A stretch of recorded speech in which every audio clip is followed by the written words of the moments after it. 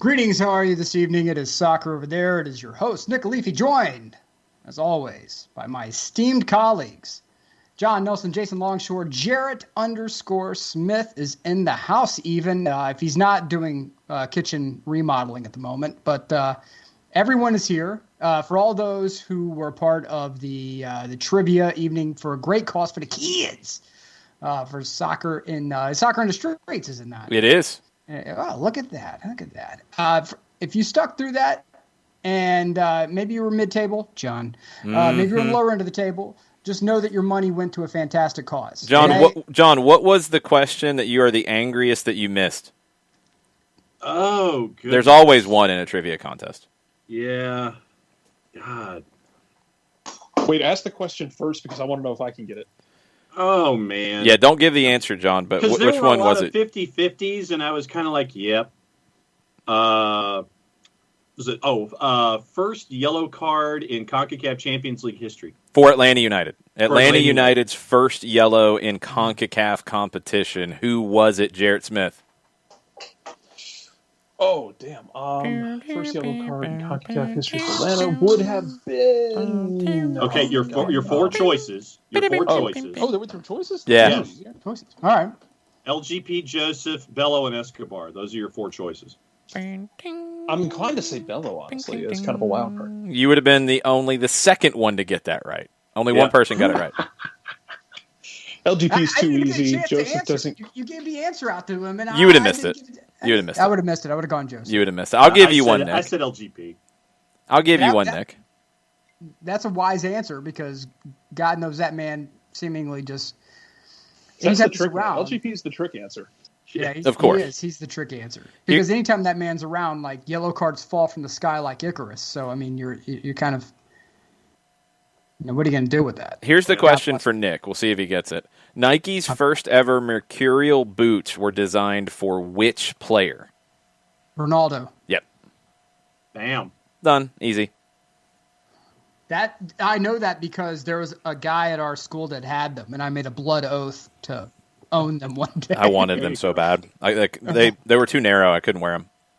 I even memorized they were made out of a revolutionary synthetic material called KNG 100 was the material, if I recall correctly, the material that the first mercurials were made from. Not bad. We had a question in the Twitch pitch. What Bello got the yellow card for? And I do not remember off the top of my head. Says bad foul in a match thread. That would have been an Herediano. He probably got too far up the field and was playing on that early 2000s. Oh, on the left hand, on the left hand side, late 90s Georgia Dome quality carpet, and got caught too far up the field and had to skedaddle back and wasn't successful at that and probably pulled someone back. He had to what back, Jarrett? Skedaddle. He had to skedaddle back. How do you skedaddle? That's Hiram. Hiram coming out right there. I like that Nick's the only one who appreciates this. I appreciate it. I'm just questioning it, just for people who don't understand what language you're speaking. See, and the thing is that Jarrett put the special emphasis on the first syllable, and added to it. That's a very regional colloquialism. If you go to Paulding County, that you heard that more often than not. Like, hey, boys better skedaddle out of here, right? Yeah, the first syllable. Because in some places it was skedaddle. Yes, that's what I was familiar with. Yes, but yeah, the more regional and suburban you go, it goes from the second syllable to the first syllable. It goes from skedaddle to skedaddle. That's correct. Yeah. So that's how it drifts. Mm-hmm. All right, look, this is going to be a crazy show because it's been a crazy weekend. Go ahead, Jarrett. Important question for John, since we're on linguistics. How do you pronounce the fruit that grows on the vine, muscadine? Oh, muscadine. Muscadine. Muscadine. Yeah. Okay, I've always called it muscadine. Muscadine? See, My wife is protesting against me with y'all. It's a muscadine. She's very much yelling at me about, well, maybe not yelling, but criticizing me. Like, you have it wrong. Probably should be yelling. Yeah. Oh, Jarrett, where did she grow up? Where was her? Smyrna. Okay. Smyrna.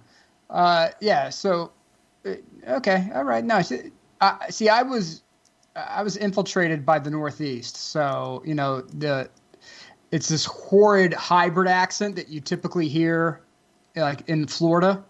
So it's, I've been told I speak Floridian pretty fluently. That's kind of scary. I don't know how I feel about that. I'm like in between because I grew up in Atlanta or in the Atlanta area, then moved to Kentucky for a while. And one of the most traumatizing things in my childhood was in school.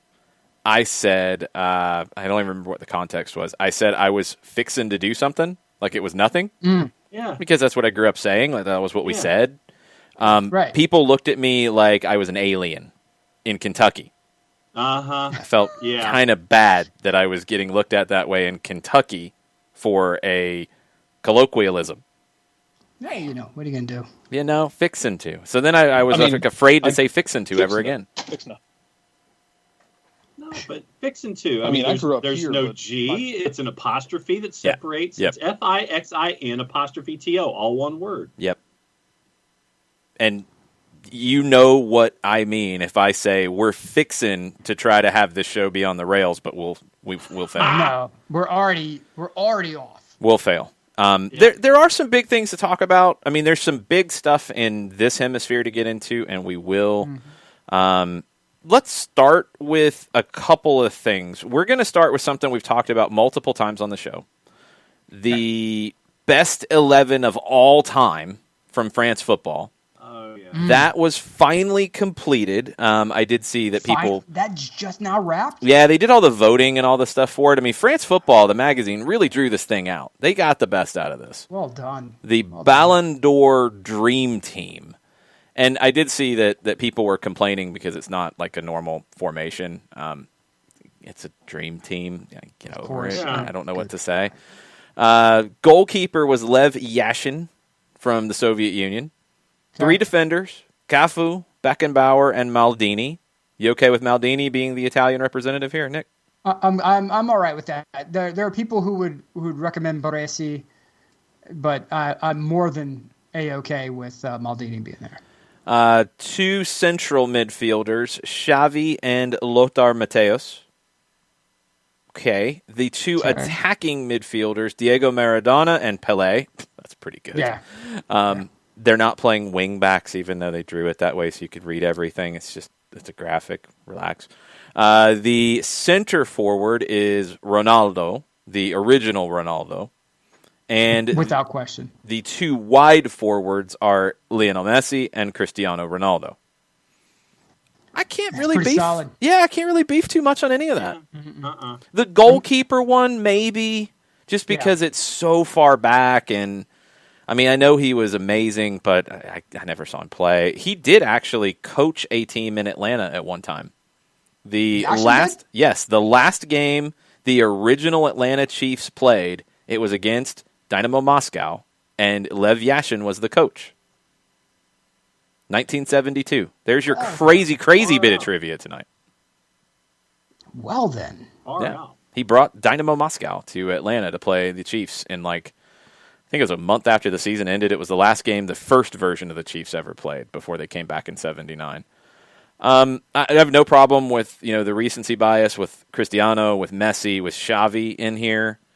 Cafu, I'm glad, is in here. He was one that I thought maybe wouldn't get there.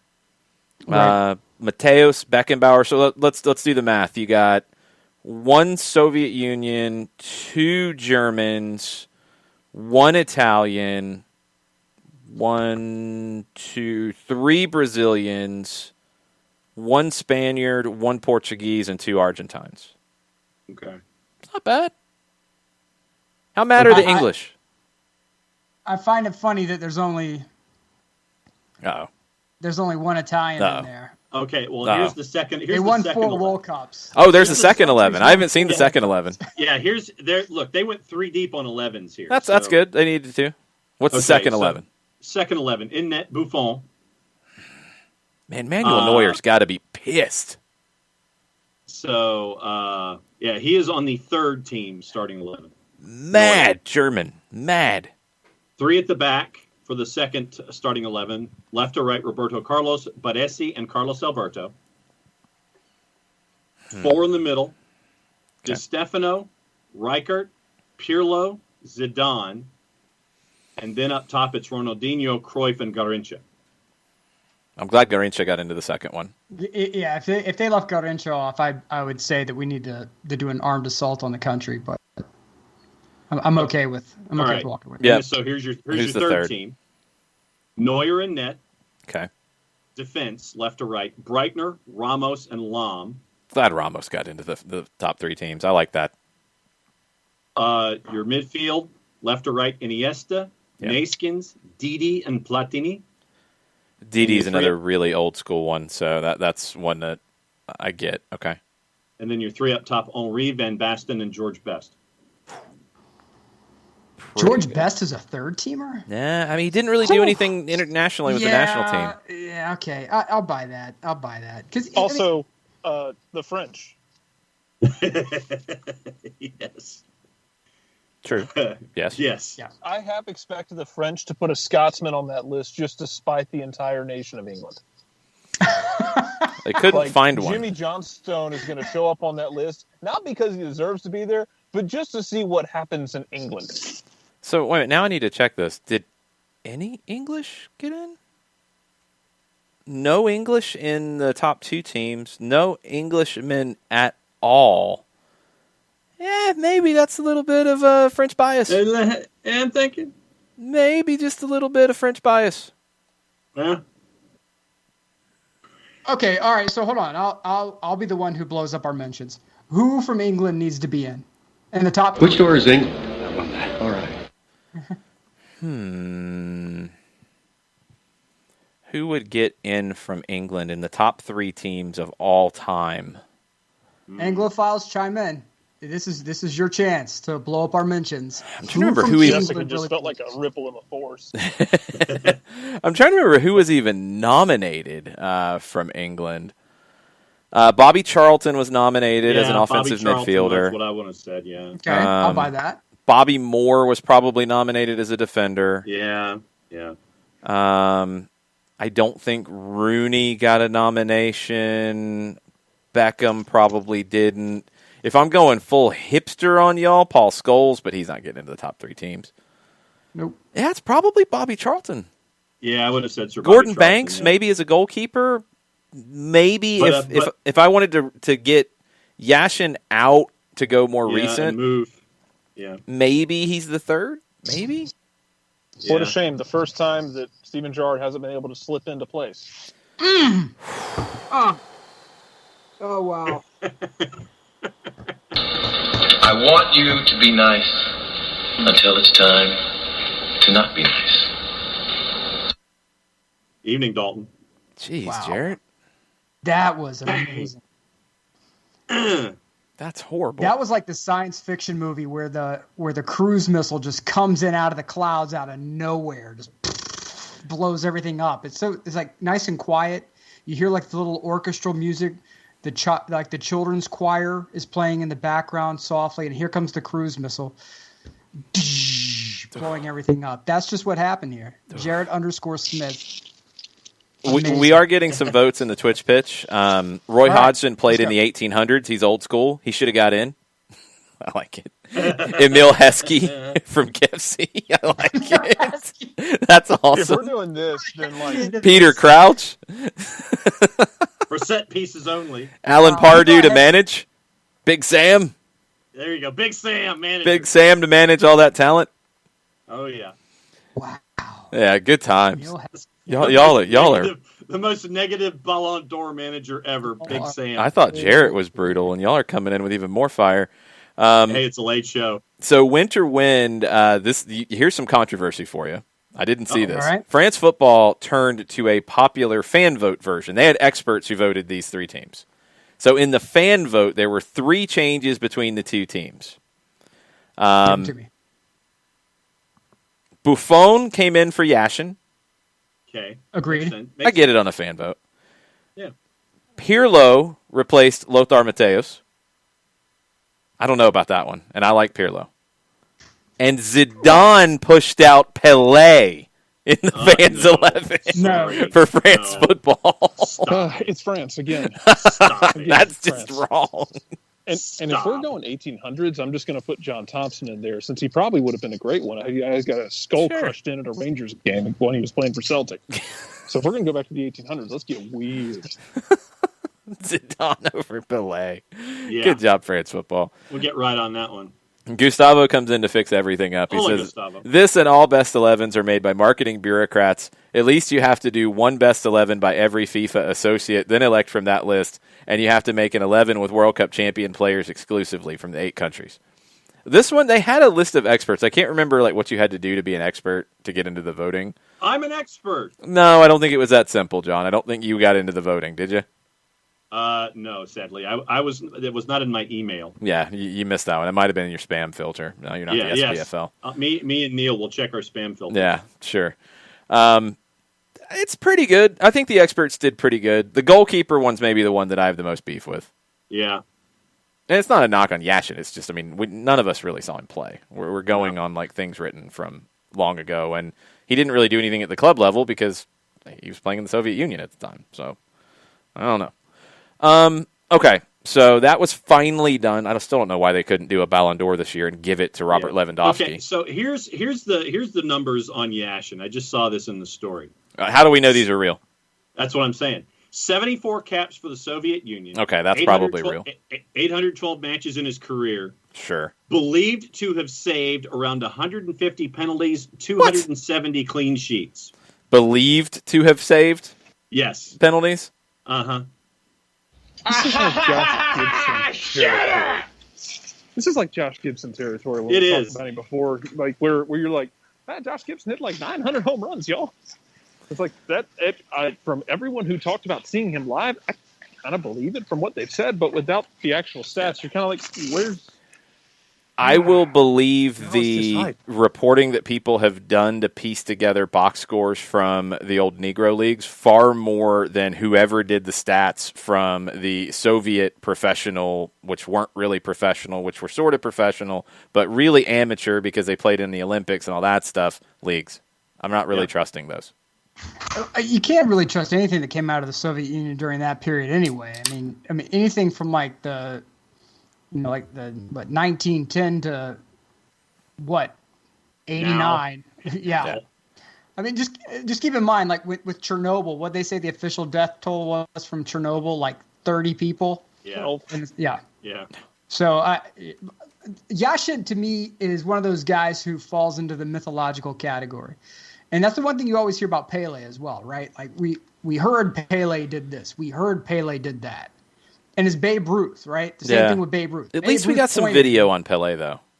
Right. You have some video on Pele. You have the one video clip of Babe Ruth where he smacks the ball and starts trotting, right? Yeah. But outside of that, it's all newspaper reports and people, and anecdotal stuff. But Maradona, to me, because you have the actual video of this man completing these ungodly acts, it's the same thing as Bo Jackson, right? It's like when you see Bo Jackson doing the stuff he was doing back at Auburn, it was like, how in the world is this even humanly possible? Uh-huh. Right? I just feel like with a lot of the people who are Pele and below, okay, fine. Yashin was great. Pele was great. But a lot of it comes into where they're from as well. Remember that Pele, the government of Brazil was a military government at the time. Also true. Propaganda was huge. Pele was determined to be vital to the national interest, which is why he was not allowed to leave the country to play anywhere else until he retired, left, then came to play for the Cosmos. It wasn't even that simple. Henry Kissinger had to get involved and be like, we're going to do nice things for your government if you let him come play. Nice things for the government if you don't let him play. Right. That's your. And so, we're doing Henry Kissinger impressions now on soccer over there?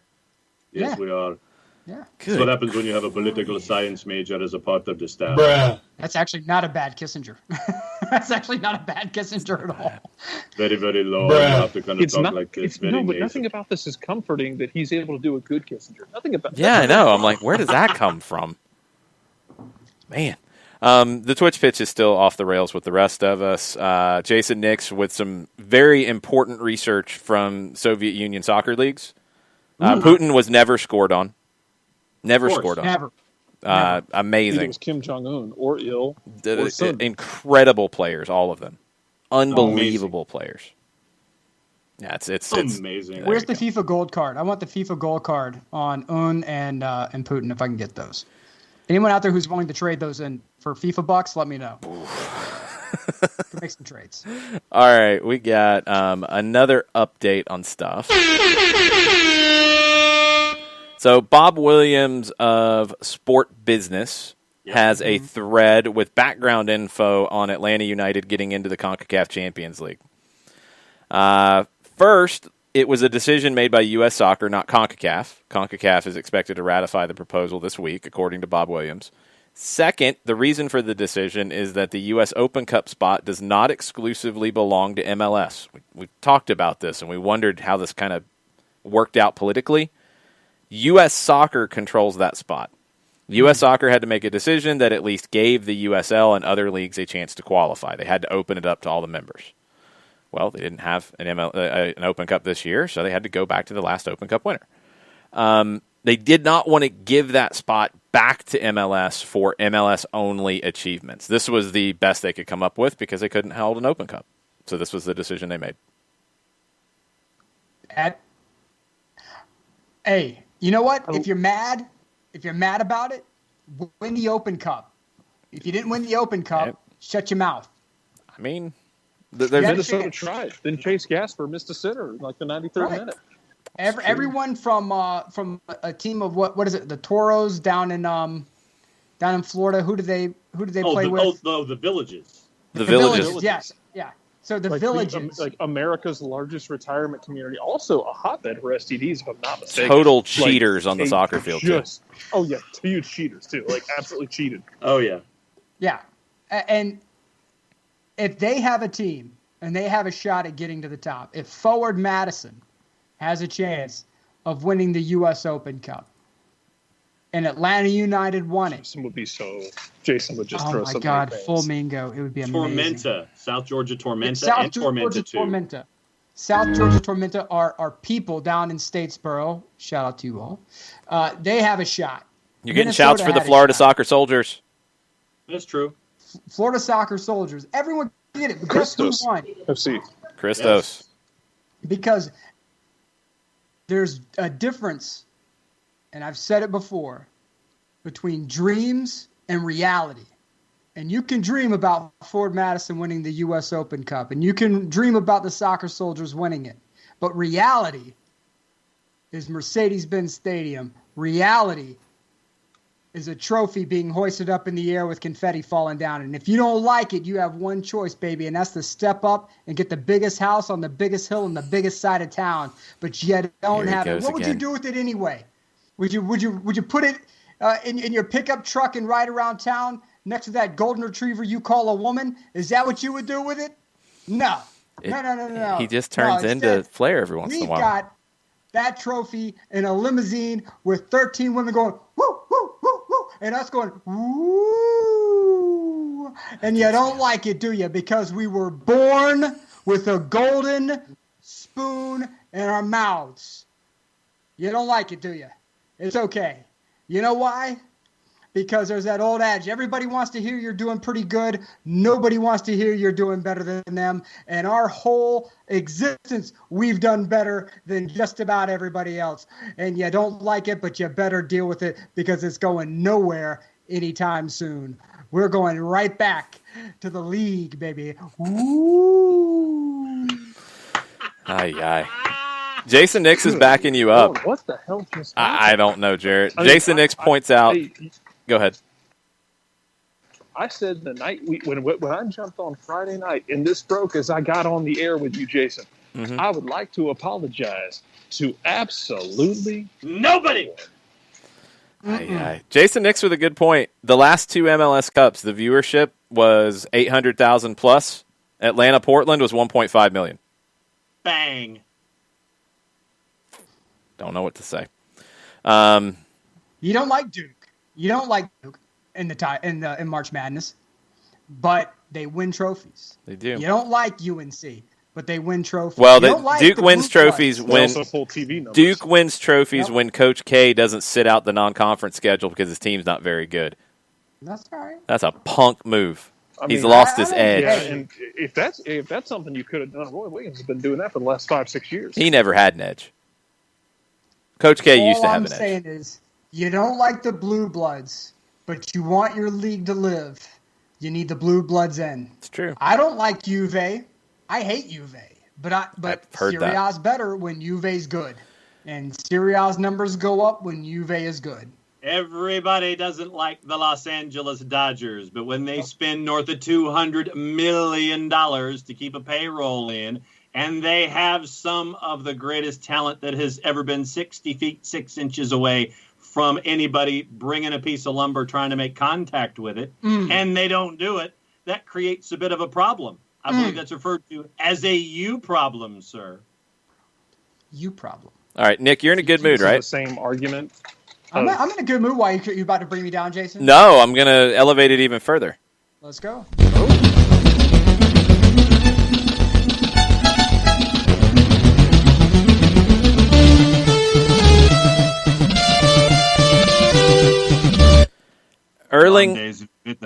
Thank you. Erling Haaland to Sky Sport said, "My future? I'm happy at Borussia Dortmund. I've spent a great year with Favre. I want to thank him. Ballon d'Or is my dream as the Champions League. I'm happy with the Golden Boy." He won the Golden Boy Award for young stars. He then finished with, "Keep an eye on Hauge. He's a talent, and he's playing in a beautiful club." Nick, your thoughts? He is. Jean-Peter Hauge is amazing. Is that our favorite Scandinavian right now? That is my favorite Scandinavian right now, that's for sure. He's my favorite Scandinavian for sure. Zlatan's right in there, I have to say. Zlatan's right in there. But I will say that Jean-Peter Hauge is he's everything that's been built and more. He is scoring. He's setting up. His work ethic is insane. The guy's driving nonstop. An absolute masterclass signing. And the fact that they were going to chase out Maldini. And I love Ralph Rangnick. You can check our DM threads anytime you want. I am a Ralph Rangnick apologist. I'm a Ralph Rangnick supporter. A little bit. The fact that we were going to make that move and possibly miss all of this, that they didn't have that faith and trust in Maldini, hand the keys to the man. Hand the keys to the man. Even Ivan Gazidis, hand the keys to him as well. Let it go. I'm thrilled. I'm pleased as punch with everything. That kid is killing it. Hauge is killing it. Milan, hey, if you want him, come. I like him a lot. To be fair, some of his highlights have involved playing Celtic, and that just, That is accurate, yes. Yeah, That is true. Mike Tyson fought Peter McNeely. It's still on the highlight reel. He did. That happened. It was very bad. Are you saying that Celtic is Peter McNeely? Right now. Fair enough. Right now? Not going to argue. Are you saying they're not? No, I'm not going to argue at all. All right. They did beat Lille somehow. Yeah, they were drunk. There was intoxication involved. That didn't make any sense. No, it's because they played young players who were good. Yeah. And then he did the same thing over the weekend and won 2-0 in a very convincing performance. He'll blow it up again eventually. He'll come down from being drunk on a bender and then bring the old guys back in. Yep. Just waiting on it. All right, let's hit the rumor gossip section of the BBC. Thoughts on Wales winger Gareth Bale is keen on a swan song at Real Madrid following his loan spell at Tottenham. Sure. This is like the most toxic relationship that's ever been. This is like who wrote this? The person who wrote Gilmore Girls? Good God. I know. Oh, my God. It's so funny. Sure. I need to see it. I really need to see this because that would be hilarious. Oy. He's been at Spurs for what? 10 Day and a half. Well, he's on loan. He's not. It's not a permanent. He's on loan there. He's still a Real Madrid player, and he's happy to go back and play for Real Madrid again. I'm sure he is. I'm sure that he wants shorts weather at the golf course in December, and you're not necessarily getting that. No. In London at the moment. So sad Christian Eriksen is ready to turn down a Premier League return and hold out for a move to PSG. Oh God. What? Yeah, that'll happen. This is what the BBC's saying. I'm just telling you. Actually, I think that he meant to say PSV, but he mistyped it on his Twitter account. Sad Christian Eriksen. Oh, man. Hey, look, a lot of us are holding out for a lot of things. That's a lot true. of us are holding. It ain't coming. So, What do you think on the Paulo Dybala situation? Juventus president Andrea Agnelli is now saying that the club has offered Dybala a contract extension after Dybala claimed he had not been offered one. He needs to go. This is a relationship that's been toxic for a while. There were periods where he wasn't playing. Well, first of all, let's go back and when Allegri was the manager. And Allegri, his belief is when you lose the ball, you drop back and you provide like a structural defense. Like everybody is getting back to help. And that often took Dybala out of positions where he could, set someone up to score himself. His numbers suffered as a result of that. And then Sarri comes in, there's a flash of brilliance, and then he gets COVID for ever. It seemed like perpetual COVID. Recovered from that, thank God. And it just seems like he's not really he's scoring, that's fine, great. But it doesn't seem like he's really a part of the program moving forward. It feels like they just want to sign him so that way they can get a maximum return on a transfer fee. I don't think there's any way he's with Juve next summer. I just don't see it. It's a relationship that just seems fraud. It just seems like if you want to rebuild and you want to make a move like you're talking about making where you bring Paul Pogba back, you need to clear some budget space, and Dybala is one of those players where you would actually get a pretty nice return. So, it blows my mind that they have found a way to screw that up. It really does. It just seems like he's a player that could have been your long-term solution there. And it's just not working out. So I don't know how much of that is on, but I will be fair and say I don't know how much of that is on Dybala and how much of that is on Juve as an organization. So I hope they sort it very quickly for Dybala's sake, because he just feels like one of those players where if he has one bad season, it's going to be boom or bust on that transfer value. It's either going to be like he's 27. It's right like, in that sweet spot too. This is going to be the biggest deal he has. Right.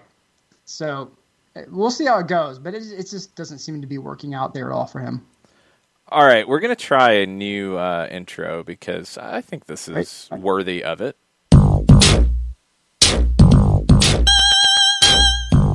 I kind of like that.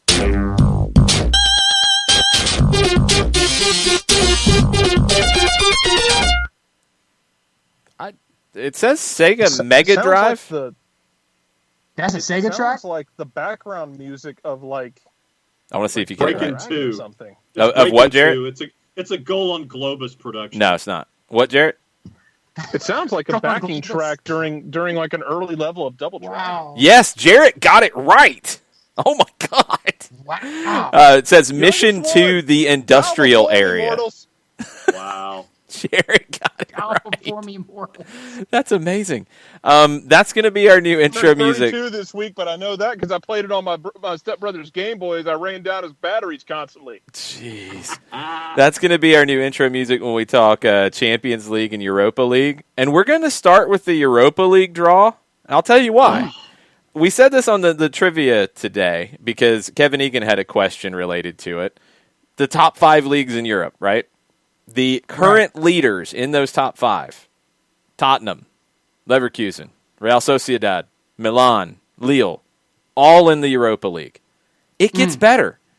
The Europa League has 13 league leaders left. 0 in the Champions League. Wow. 0. Wow. That's craziness. So we're going to jump into the Europa League because one person here has a team still involved. Jarrett, that would not be you. Sorry. My God. What? Are you kidding? I demand a recount. 19 goals conceded in 6 games. What was going on with Celtic? Well. Yeah, that sounds like Neil Lennon. That's about it. 8 of those goals came to Prague, I believe. And it wasn't good, man. 4 of those were scored in Glasgow when half of Prague's team had COVID, and they had a bunch of youth players out there running circles around Scott Brown's old ass. It's crazy how those situations, like Shakhtar was in that situation too, and the team that had all the COVID tests and had to go turn to, like Josep, the lawn guy, like they win games. The kids are too stupid to be afraid. Good point. Yeah, that's about right. Good point. I'm afraid because the first matchup in the early kick on February 21st is Dynamo Kiev hosting who, John? Wait, you're not in the Europa League. I'm in the Europa League knockout stage. It's on the 18th. Okay, it's on the 18th. Oh, wait, my bad. Next matches are February 18th of 2021. Sorry. How the hell did I get there? I don't know. Who is Dynamo Kiev hosting? Give me a second. It's John. John.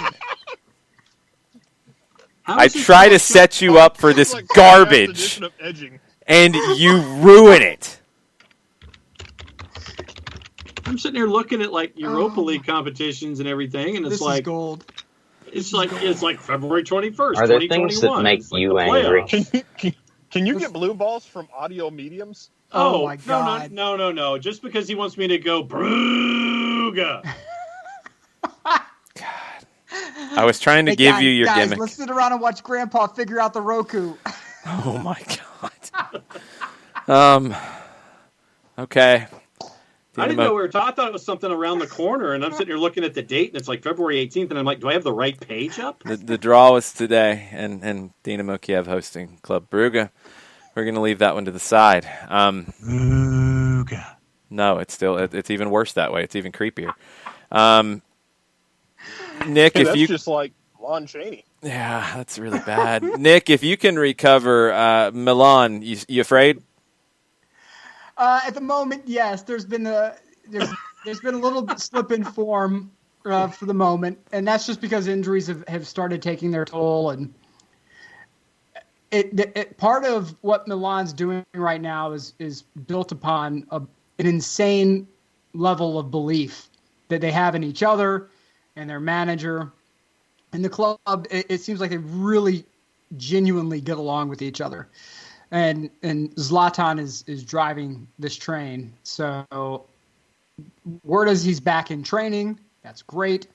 If Zlatan is back and healthy, I'm not as worried about this. If Zlatan is out and you have to go in the merry-go-round between Ante Rebic and up top, and who's going to play up top and who's going to play the wing, I really hope they put Rebic back up top. He provides pace, but if you're going to move him to the forward position, leave it for a second half substitution.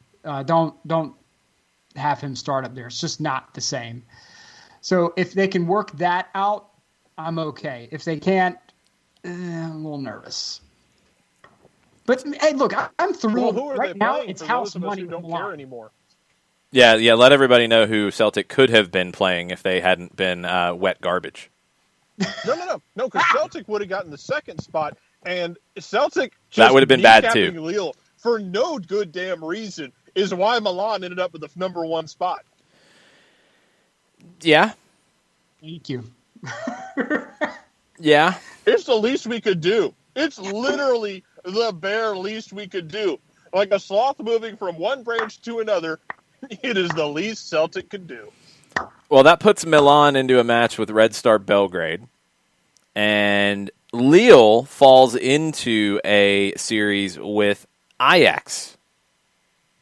Yeah. They're going to feel pretty bad about their performance with your kids of Celtic.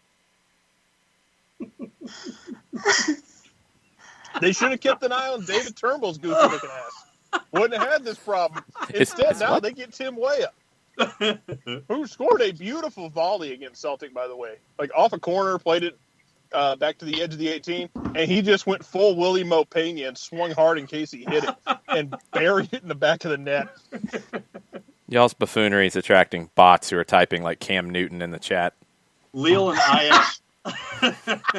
Lille and Ajax, by the way, is as draw as a draw can be when it comes to the juice boxes right now. I mean, it's really early on juice boxes. What are they for Ajax and Lille?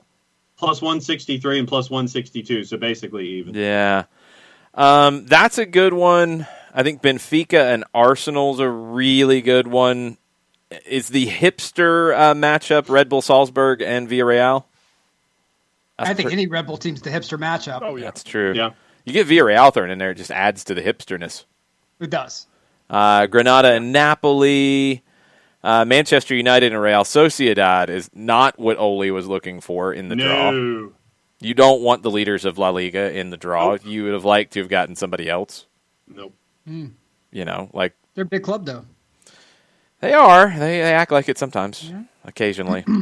All right, let's go over to the big boys. Even though they don't have any champions, any league leaders. We'll see if they end up with any champions. Round of 16 draw. Need your quick pick on where this goes. Start at the top. Borussia Mönchengladbach and Manchester City. Manchester Nick? City. City. Yeah, I went City too. Lazio and Bayern. Bayern. Oh, God, death taxes in Bayern. Thanos. Yeah. Yeah. Yeah, fair enough. Atleti and Chelsea. Atleti. Yeah. Atleti. Chelsea. And a knife into... Oh. I went Chelsea too. Simeone's going to take his tie Lampard's Simeone's going to take his tie and strangle Lampard with it right on the touchline. I went Chelsea. I think they're better. Yeah. I love Simeone, but I just don't. I got a vibe on this one. They're the early favorite at home. I think they're the better team. I like the idea of Simeone in a series where he's not better. That's the thing about it for me. Yeah. I'm not feeling great about believing in Frank Lampard's Chelsea, but I'm believing in Frank Lampard's Chelsea here. Nope. It's going to be a sledgehammer. There's no scalpel to this. There's no sort of tactical there's no tactical masterclass. It's Frank Lampard and a ball peen hammer. That's what's happening here. If that's a sledgehammer, what you're thinking about is like Legolas carving up orcs at the Battle of Helm's Deep, when really you're going to have Gimli with a hammer just wailing away, counting correct. on orcs. Completely correct. Yes. Sure, I agree totally. But the only thing that can derail them, right, is an Urukai holding a giant bomb running into the wall. That's the only thing that can disrupt. That's playing the role of injury bug. That's the I can think that can disrupt Chelsea here. What in the blue hell are y'all done? You talk to some America fans, they might tell you that Christian Pulisic's carrying that bomb. Yeah, that's true. Poor injury. Right. Injury riddled. If that's a sledgehammer, what is RB Leipzig and Liverpool? Oh, no. That's a battle over the last bit of soy latte in a Portland coffee shop. That's what that one is. That's pretty good. That's how hipster that game is. The plucky upstarts who never do anything wrong or anything out of line. They've done it all by sheer grit and determination and the purest love for the game. Accurate. With no outside money from the great motherland of England whatsoever. And they are going to be taking on the press of Leipzig. Who wins which I it? call corporate FC. Yeah. So corporate FC, I look, it's Liverpool in this, right? I mean, yeah. As much as Klopp complains about everything under God's green earth, the barometric pressure was like 47% who was expected to play in this. Like, I mean, okay, I get it.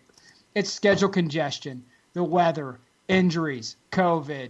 What playing Diego Jota 83 minutes in a meaningless Champions League game when you've already qualified and you've already clinched first, and then he gets hurt. Just saying. No one from the FA made you do that. Nope. No one from Sky made you do that. That's your own thing. But yeah, I think Liverpool's got this. I love Nagelsmann, but it's the student against the master. So no. I agree with that. Liverpool. Jarrett, Liverpool. I'm going to take that as a yes. Jarrett stepped away. Yeah, Jarrett's taking Liverpool. Fair enough. Absolutely taking Liverpool. Porto and Juve. I'll say Juve. They seem to be sorting themselves out a bit. As long as Ronaldo's playing, they're going to win. If Ronaldo's out for any reason, though, it's going to be Porto. So keep an eye on this. See if the line moves. Keep tabs on Ronaldo's injury status. And Morata is a must start now for Juve. Yeah, he is. So, but this whole team is very Ronaldo dependent. So if he's out, it's a wash. Let Porto run with it. But if he's playing, it's Juve all the way. Porto, Juve, Jarrett. I literally just bought a bottle of port tonight. So, Porto. Well, alrighty then. That's one way to pick it. Barcelona and PSG. PSG. What if PSG signs Lionel Messi to a pre-contract before this match? He can't play, but I'm just saying, that would be amazing. Yeah, it would be absolutely epic. That would be the greatest thing of all time. That would be unbelievable. That would be such an evil, genius move to pull. They would have to come out no matter what. They would have to come out to like the Darth Vader, like the Imperial March. For sure. Oh, absolutely. Oh, you get that reference. Because I'm 106 years old. Yeah, I got that reference too, That Jared. was Lord of the Rings. I'm not a Lord of the Rings guy at all. That was Lord of I the got Rings. nothing. It's I got older. nothing. Nothing. Got nothing. Nothing. Barca PSG, who wins? Oh, no, you're missing the other line here. Sorry. Sorry. The other Go question is it what's higher, the odds of a PSG win or Thomas Tuchel still being there in January? He'll be there in February. He just won't be there next year when Lionel Messi joins the club. And gets full pick of his manager and everything else and his vacation schedule and whatnot. Well, and I mean, Nick, you had a really good point about the courting of Lionel Messi. Messi isn't going to want anything to do with the Premier League schedule, especially say a festive fixtures run where you're playing like Saturday, Tuesday, Sunday, Wednesday for an entire 3-week period. And it's just, no way. No, and he's not going to want to deal with English media. Why did you miss this game? Why did you miss it? Why did you miss the game against Southampton? Like, he's not going to want to hear about why he missed a game against Southampton. He's going to be like, dude, because I'm flipping old for a soccer player, bro. I'm sitting out. If he goes to PSG, they can match it up. They can be like, hey, Neymar, when is your sister's birthday / Carnival Brazil? Are you going to be out for those 2 weeks? Okay, cool. I'll play those 2 weeks. You come back and you play. You're going to play against Marseille. Cool. Okay. All right. I'll play against Monaco. Deal. Boop, boop, boop. Done. And they're going to have a manager who's going to let that happen. And so, who's going to be that manager? I think it's going to be Zinedine Zidane. To PSG? Yeah. What? Oh, wow. Yep. Money. Yeah. I know, I get it. I know where he's from. I understand. But that man listens to money. He does. I think Real Madrid's going to do something stupid. I just have a feeling that Real Madrid's going to do something stupid. Something very Real Madrid. So then who's at Madrid? In your fantasy land? Poach? Pochettino? Yeah. See, Burned and Badger are going Poach to PSG. Man U is going to be so mad. They're gonna end up with Tuchel. Just go, Ed. Yep. They're gonna get Tuchel. Yeah, and they'll claim it's a master stroke. They're gonna be like, "We got this guy, Thomas Tuchel. He's done amazing things, developing youth talent, which is what we're doing for the future." I'm okay with Tuchel at Manchester United. Is a good move. That's not a bad move. But is it the move that the Man U's want? But do you want to go by that? Is that the best move to do? Live in an alternate universe. They still believe Sir Alex Ferguson is debating coming out of retirement to save the club. I'm thinking of the trophies that Pochettino's won. And Sir Alex Ferguson shall pull forth the blade from the stone, returning to save Man U in its hour of need. No, I'm thinking of the trophies that Pochettino's won, and I'm trying to find them. Yeah. And I like Pochettino a lot. Uh-huh. But Right. he doesn't have any, and Tuchel has a German cup. He's got 2 French leagues. I mean, that's not saying much. A French cup, a French league cup. That's just like made up stuff at this point. No. But Tuchel's, he's got something at least, even if it's a made up French gummy bear cup. I think the one attractive thing about Tuchel is he knows how to handle superstars. I think Tuchel at Manchester United would be a good hire. I think it would be a good hire. I just think that there are a lot of supporters within the club that would revolt. And if any of you Man U's out there want to yell and scream at me about that, that's fine. I just think that a vast majority of your fan base would revolt if Tuchel came in. Gustavo says he's won a French cup too. Yeah. Yes. I mean, okay, has in fact won a French. What's worse, the French league? Okay, you won Ligue 1. That's good. Even if it's PSG, that's good. What's worse, the French Cup, the French League Cup, or the French Super Cup? French Super Cup. He's got 4 of them. What did you do? Did you beat Brest? Is that who you beat to get there? Jeez. Well, you beat whoever won the other League Cup, but you won all of them last season. So you beat yourself. Great. Yeah. No, we played our you B played team. somebody. I don't know who you played, but you played somebody. PSG is what happens on like the old days of Madden before you could do like ultimate teams and whatnot, where you just took the salary cap off of your dream roster. So you had a roster that was $410 million and everyone else had like a $74 million roster. That's exactly what PSG is in Ligue 1. Those are fun days too, because you could do like forced trade. Oh yes, where you could be like, hey, I'm gonna take like TJ Duckett and trade him for Terrell Owens in like the early 2000s. Do you not besmirch TJ Duckett around here?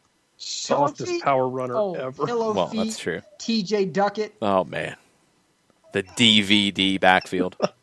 Somebody coughed and he fell over. That's true. DVD backfield was amazing, and I'll never forget the time I played in the Madden tournament and used the Saints just to see people get mad when they kept losing to Aaron Brooks.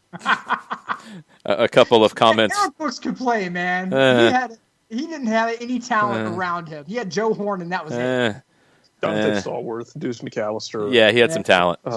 Kyle Turley. Yeah, well, yeah. He had some talent. Yeah. Couple of comments from the Twitch pitch. Winterwind says, trade Duckett. In Madden, he was godlike, which is accurate. Very, very accurate.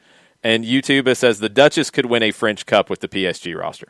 That's true. That's also true. Both She's are a accurate. natural-born leader. That's very true. Oh, Burned with a point on Tuchel says his reputation in Germany is that he is not a person of, let's say, great integrity. Good coach, yes. Good guy, man of his word, not so much. Oh, now I need to do some digging, Burned. SEC coach. See, this is why that could be a good thing. For the Auburn job.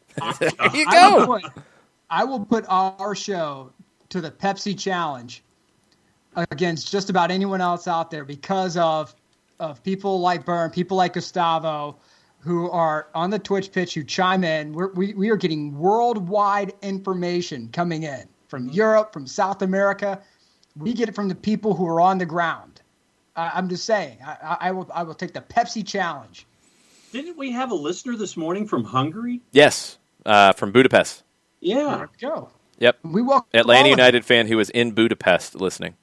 That's amazing. I love it. I really need to find what Tuchel's lack of integrity is. I'm going to have to do some digging on this. So I might have to walk back the Manchester United thing for Tuchel. Although I don't know if they really care at this point if he goes there and wins things. Thomas Tuchel ain't won a real title yet, Paul. Is that how Manchester United fans sound? That's not too far off. I think they make that noise. No, Man United is Texas right now. We're going to be back next year. That's so Ole is Tom Herman? Yep. That's mean. Or Shaka Smart. How? That's really mean. How mean? Poor Ole. Moments of brilliance. Ole gets beat up every day. It's so bad. We're back, baby. Texas is back. I feel like I have to stick up for Ole on a regular basis. Oh, it's so terrible. Fire everyone. Nick Saban's on a plane coming to Austin. Ragamuffin says Man U's the school in Waterboy. I'm not going to go that far. South Central Louisiana State University. It's pretty good. It's pretty good, Ragamuffin. Man U is like Texas because they have all the resources available to them. And they still clank it. Yet they still clank it. Yeah. I don't know how. Ed is how. Ed is how. If you haven't seen, Mino Raiola has walked back his ridiculous statements. And he said, no, I wasn't talking about January. I was talking about the summer. Nobody's got money in January. I was talking about the summer. Oh, man, that guy. Top of the power rankings quite often. Pogba loves Man U. He's not leaving right now. No. That guy. All right, we haven't got picks on Barcelona PSG yet. Nick, you're first. PSG. I'm going to go PSG on that one. I got PSG. This is all. We don't have picks because I asked a legitimate question about Tuchel surviving, and then it went to Tom Herman. TJ Duckett getting traded for Tuchel. Yes, it went places, and now we know that Tuchel has no integrity. So we're learning all kinds of things. KFC was in Louisiana while out last week and did not see any Manchester United flags. That's an update, just in case.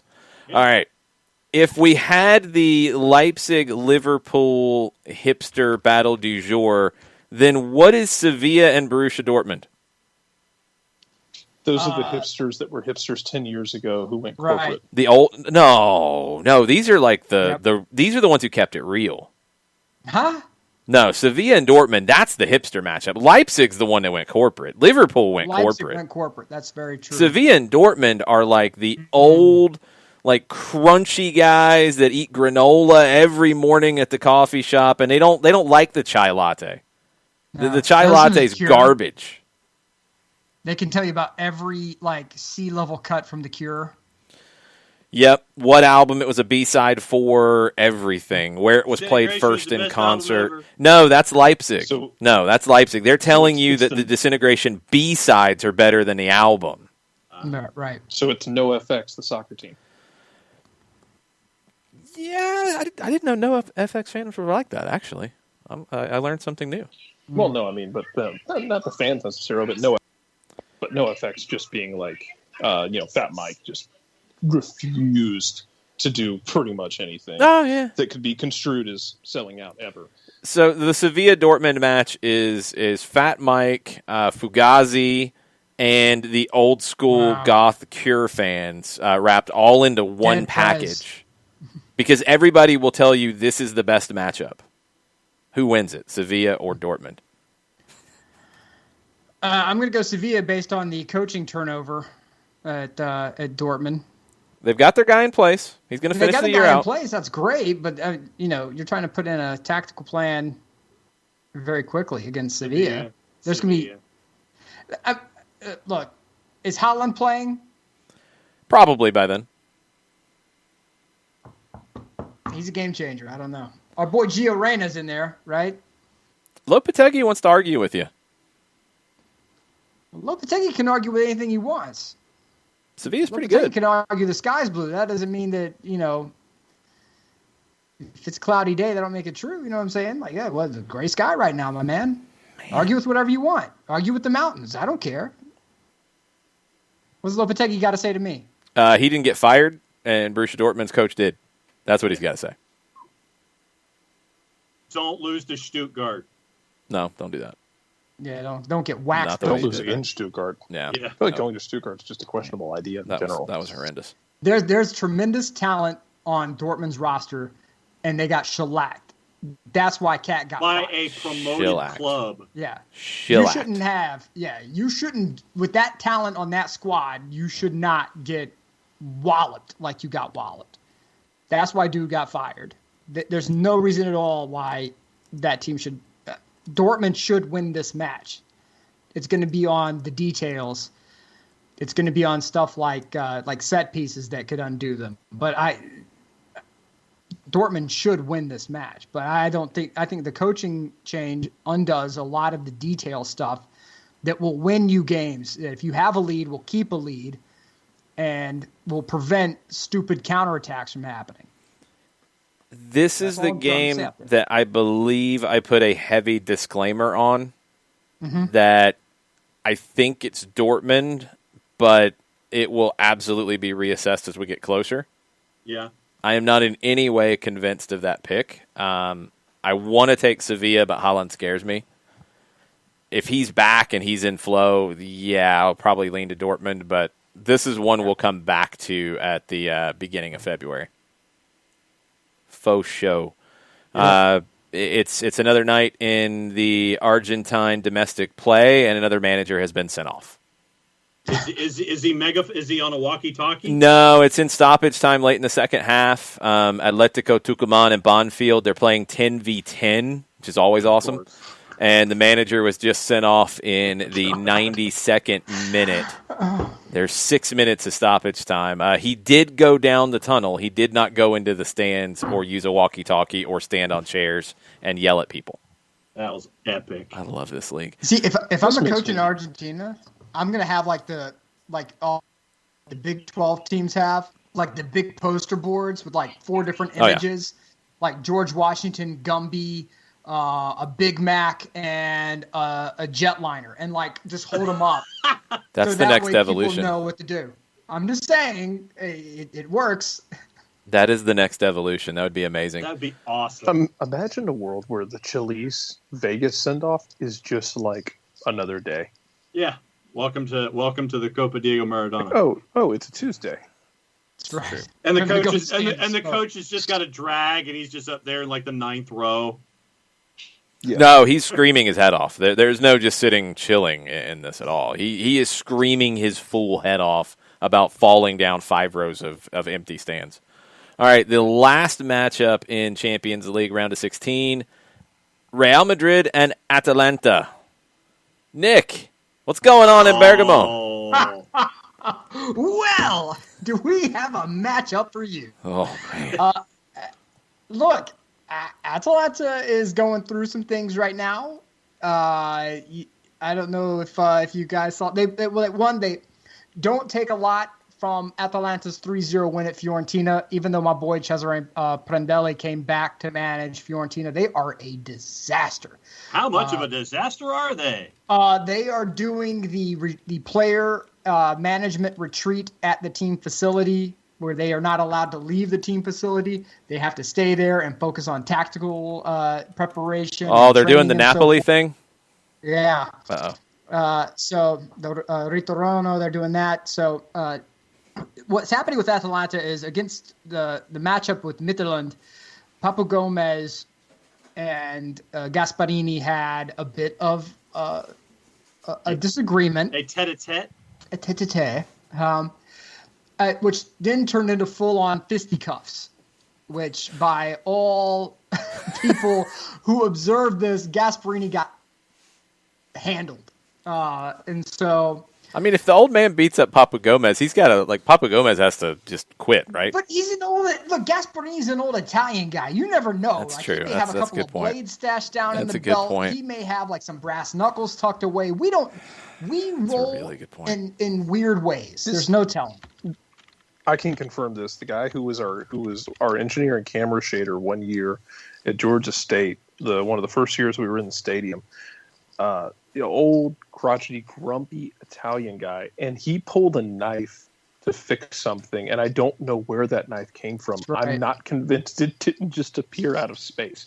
It wasn't there, and then it was. And I never saw him reach for it. I just saw it appear. Hey. Like it slips down the sleeve and it just pops into the hand and it's ready to go. The world is a scary place sometimes. It was the smoothest thing I've ever seen in my life. So Atalanta is in crisis. Well, yeah. Well, what happens is after the game, Gasparini, hey, I'm resigning. I'm out. If this is what's happen, I'm out. And normally, in any other normal situation, the teams usually side with the player. I got knocked out by my star player. I'm leaving. Right. So the team said, have you seen the amount of plus Valenza we've got out of the players you developed? You're not going anywhere. So instead, Papu Gomez is supposed to be transferring out come January. Do we know where? Rumors are circulating that it's going to be the Middle East. Or there's another rumor that said that maybe it's FC Cincinnati. Cincinnati going for some Papu Gomez. And he would lose a fight with Jaap Stam too. He won the fight with Gasparini. He didn't lose the fight. Pig piss out of that man. Jaap Stam would kick the pig piss out of Papu Gomez, and I have no problem saying that. That's the last dude I would want. Yeah, I'm definitely not fighting him. Nah. That was Chloe that broke that one, right? Yep. So Chloe apparently has word with the folks in Cincinnati who claim that they are making some things happen to try to bring Papu Gomez in. But David Amial of the Couchland podcast says don't be shocked if a Middle Eastern club comes jumping into the fray. Al Nasser to try to secure. Cesar Luis Merlo brought that rumor back because Al Nasser had went after Papu Gomez around the time that Pity Martinez went to Al Nasser. Al Nasser. They went after Mesut Ozil. They went after Papu Gomez. They went after Pelé. I mean, they went after everybody. They went after Nick. Yeah, they did. I turned down the offer, though. Yeah, they didn't have this big of a briefcase that they sent Nick's way. Well, no, but they told me I couldn't have Aperol spritzes there. I need Aperol and Campari spritzes, and if I can't have those, then I'm not going. You're no good to anybody if you can't have those. Chloe Beresford is who had the Papu Gomez Cincinnati. Informed by a club insider at Cincinnati that they've been in talks with Papu Gomez about a potential transfer for at least a week, and their general manager, Gerard Nijkamp, is doing his best to try to sign him. That would be a great signing for them if they can pull it off. That'd be amazing. I mean, he's a baller, and he's the captain of Atalanta. And he said, "Look, I can't say anything right now, but when I'm gone, all will be revealed." That's what I can't wait for. If you're Atalanta, and I mean like president, board, you cannot get rid of Gasparini. That man has brought you a level of you are probably the one club in Serie A who's not in financial trouble right now. You are probably the one club in Europe that is not so elbow deep in the red that you are asking for a bailout from your mother country. The only reason this is because he finds these diamonds in the rough and he puts them in position via system and tactical awareness and his training and turns them into absolute stars. And then they sell them for stupid amounts of money. So why would you? No, Papu Gomez, kick rocks. You're out. You're out. We are not putting up the model. We're not kicking the chef out of the kitchen because a sous chef screwed up the plate. That's not the chef's fault. That's your bum fault. Get out. And I'm not calling Papu Gomez a bum, but I'm saying that if you put hands on the manager, I don't care unless you found that dude at your house. Unless it's Bud Kilmer. Cal Ripken, what's the guy from Dancing with Wolves? Kevin Costner situation. Unless you find that. What? You're not. Oh, you ever heard that rumor? Nick, please tell him. Please tell him. What? Right What? Do it. Okay. I've never heard this. Everything else can wait. Please. What in the world? I did not expect this to happen. All right. So Nick's got a coach. Let's go back in time. Cal Ripken Jr. is playing for the Orioles, of course, and he is in the middle of the streak. Okay. He's on his way to break Lou Gehrig's streak. Yeah.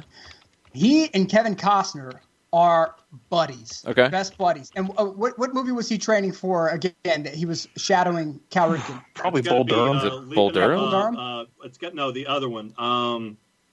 Field of Dreams? No, Love of the Game. Love of the Game. Oh, Okay. Love of the Game. Oh, okay. Yeah, that'd have been and so, allegedly,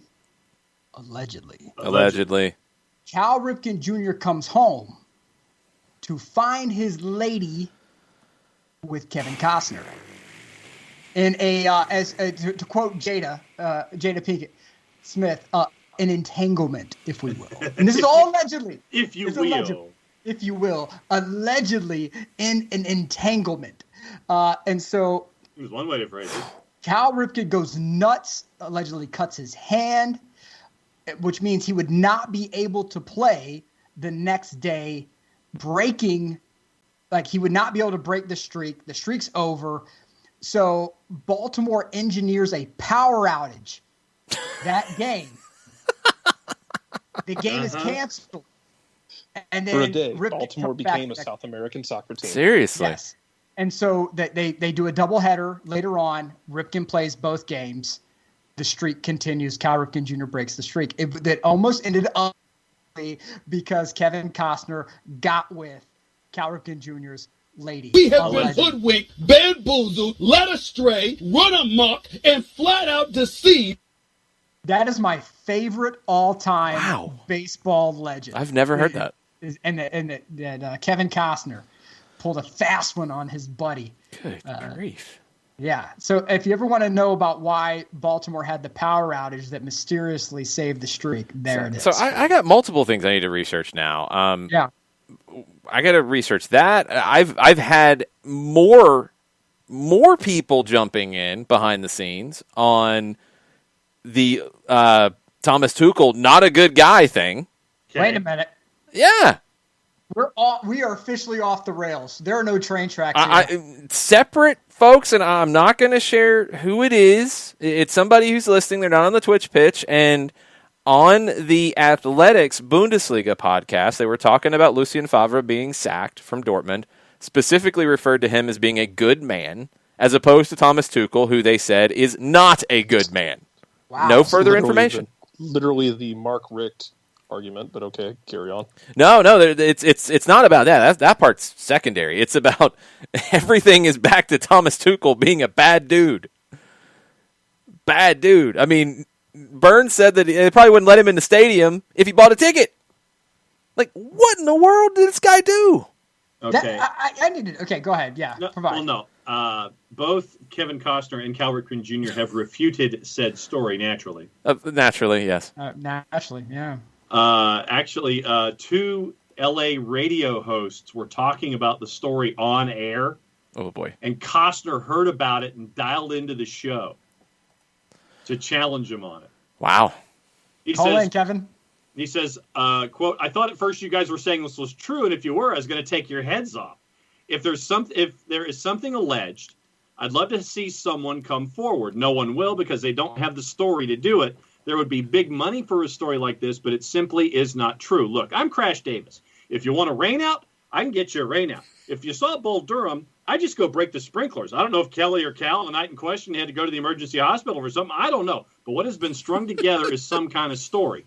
Then Ripken goes on NPR and says this, quote, it's easy to check the facts of that one. I remember it very well. The bank of lights went off and Randy Johnson was pitching for the Seattle Mariners, and we were deciding what to do about that. Was there enough visible light out there to actually see a guy throwing over 100 miles an hour? The bank was just over our dugout, and I physically went out and tested it for the umpire. I was in discussion with the umpires. I was definitely there. I was ready to play. And the funny part about it was that we all decided it was better that we play that night because the next day would have been a Sunday day game, and Randy Johnson would have been throwing out of the stands in day games he's much harder to see. So we all decided we were going to go. Evidently, Lou Piniella told Seattle a little different story that the game wasn't going to go. They started leaving the ballpark. We didn't have that option after all. Scheduled it for the next day and we played, but I definitely was there, and I'm sure I was on camera a number of times being out on the field. I don't know what the bigger, dirt story here is. Is it Papu Gomez and Gasparini getting into a fight in the locker room and Gasparini losing? Is it whatever Thomas Tuchel has done at Borussia Dortmund? or is it Kevin Costner being a dirtbag? Well, allegedly. It's got to be Tuchel because we don't have any empirical evidence. I'm kind of worried about what it is now. I'm going to have to lean toward as juicy of a legend as the Costner-Ripken thing is. Now, and Jared, did I portray all those as the legends? As I know them, yes. That's the facts you portrayed it as I know it. Okay. So then now I'm waiting for someone to come up and say that the walking boot that Tuchel wore last year during competition was done for sympathy. That'd be right down his alley if all this other stuff is true. Well, I don't know what I don't know what other stuff it is. That's the thing, is I don't know what it is that makes him a bad guy. That's the part that's tricky here. Also, YouTube throws another story in, which one is more scandalous when you add in the Rebecca Vardy account situation. Oh! It's a lot of scandal. That's all time. That's all time. I think that might be the all-time. That's a tough one to beat. That's got to be number one. It was ... Rebecca Vardy's account. That's a really difficult one to beat. And I'm not even getting into the Miami story from today at all, because I don't know what happened with that either. Yeah. We haven't even talked about that. They had a meeting. First off, okay, before we get to Miami, well, let's hold it. Let's pause for a second. We got one more Champions. We got one more Champions League match, and we haven't picked anything. Okay, yeah. Atalanta, Real Madrid. Nick, who you got? I'm going to go Real Madrid. John. Atalanta. Jarrett. Atalanta, because I don't think Real Madrid even knows that they're going to be what they're going to be that day. Right. I'm going with I'm going with Real Madrid. So Nick and I are together on like two of these, and I'm a little scared by this, but I think we're going to be okay. Well, hey, you can trust Nick. That's okay. I don't know. I feel like I'm going to the dark side. I brought up Juventus black helicopter theories earlier on the show, and Nick was all excited about that. Now I'm picking the same things as Nick, and I'm really disturbed by what's happening to me. I blame all of you. One of us. I blame every single one of you. Okay, Miami. Yeah, Miami. A story hits today from The Athletic about Diego Alonso being fired. Stu Holden quote tweets said story with a comment about him being fired. Then it disappears. Then there's tweets about, sorry, we didn't mean to post it. Like I don't know what the sorry was. Then you get another story where they had a meeting, and this is what's on the record, I guess. They had a meeting today, Diego Alonso and people from Miami who make decisions. We don't know who. Was it Beckham? Yes. Was it the Moss brothers? Was it somebody else? Because it's not Paul McDonough, because he's not there anymore. And Alonso thought he was gone and told people he thought he was gone. Or he told people he was gone. Have to go for you to feel that way, for it not to be accurate. How messed up is the meeting when you told people you were gone and you're not actually gone?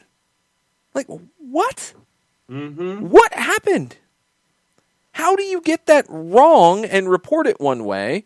And how do you misunderstand it if you're Alonso?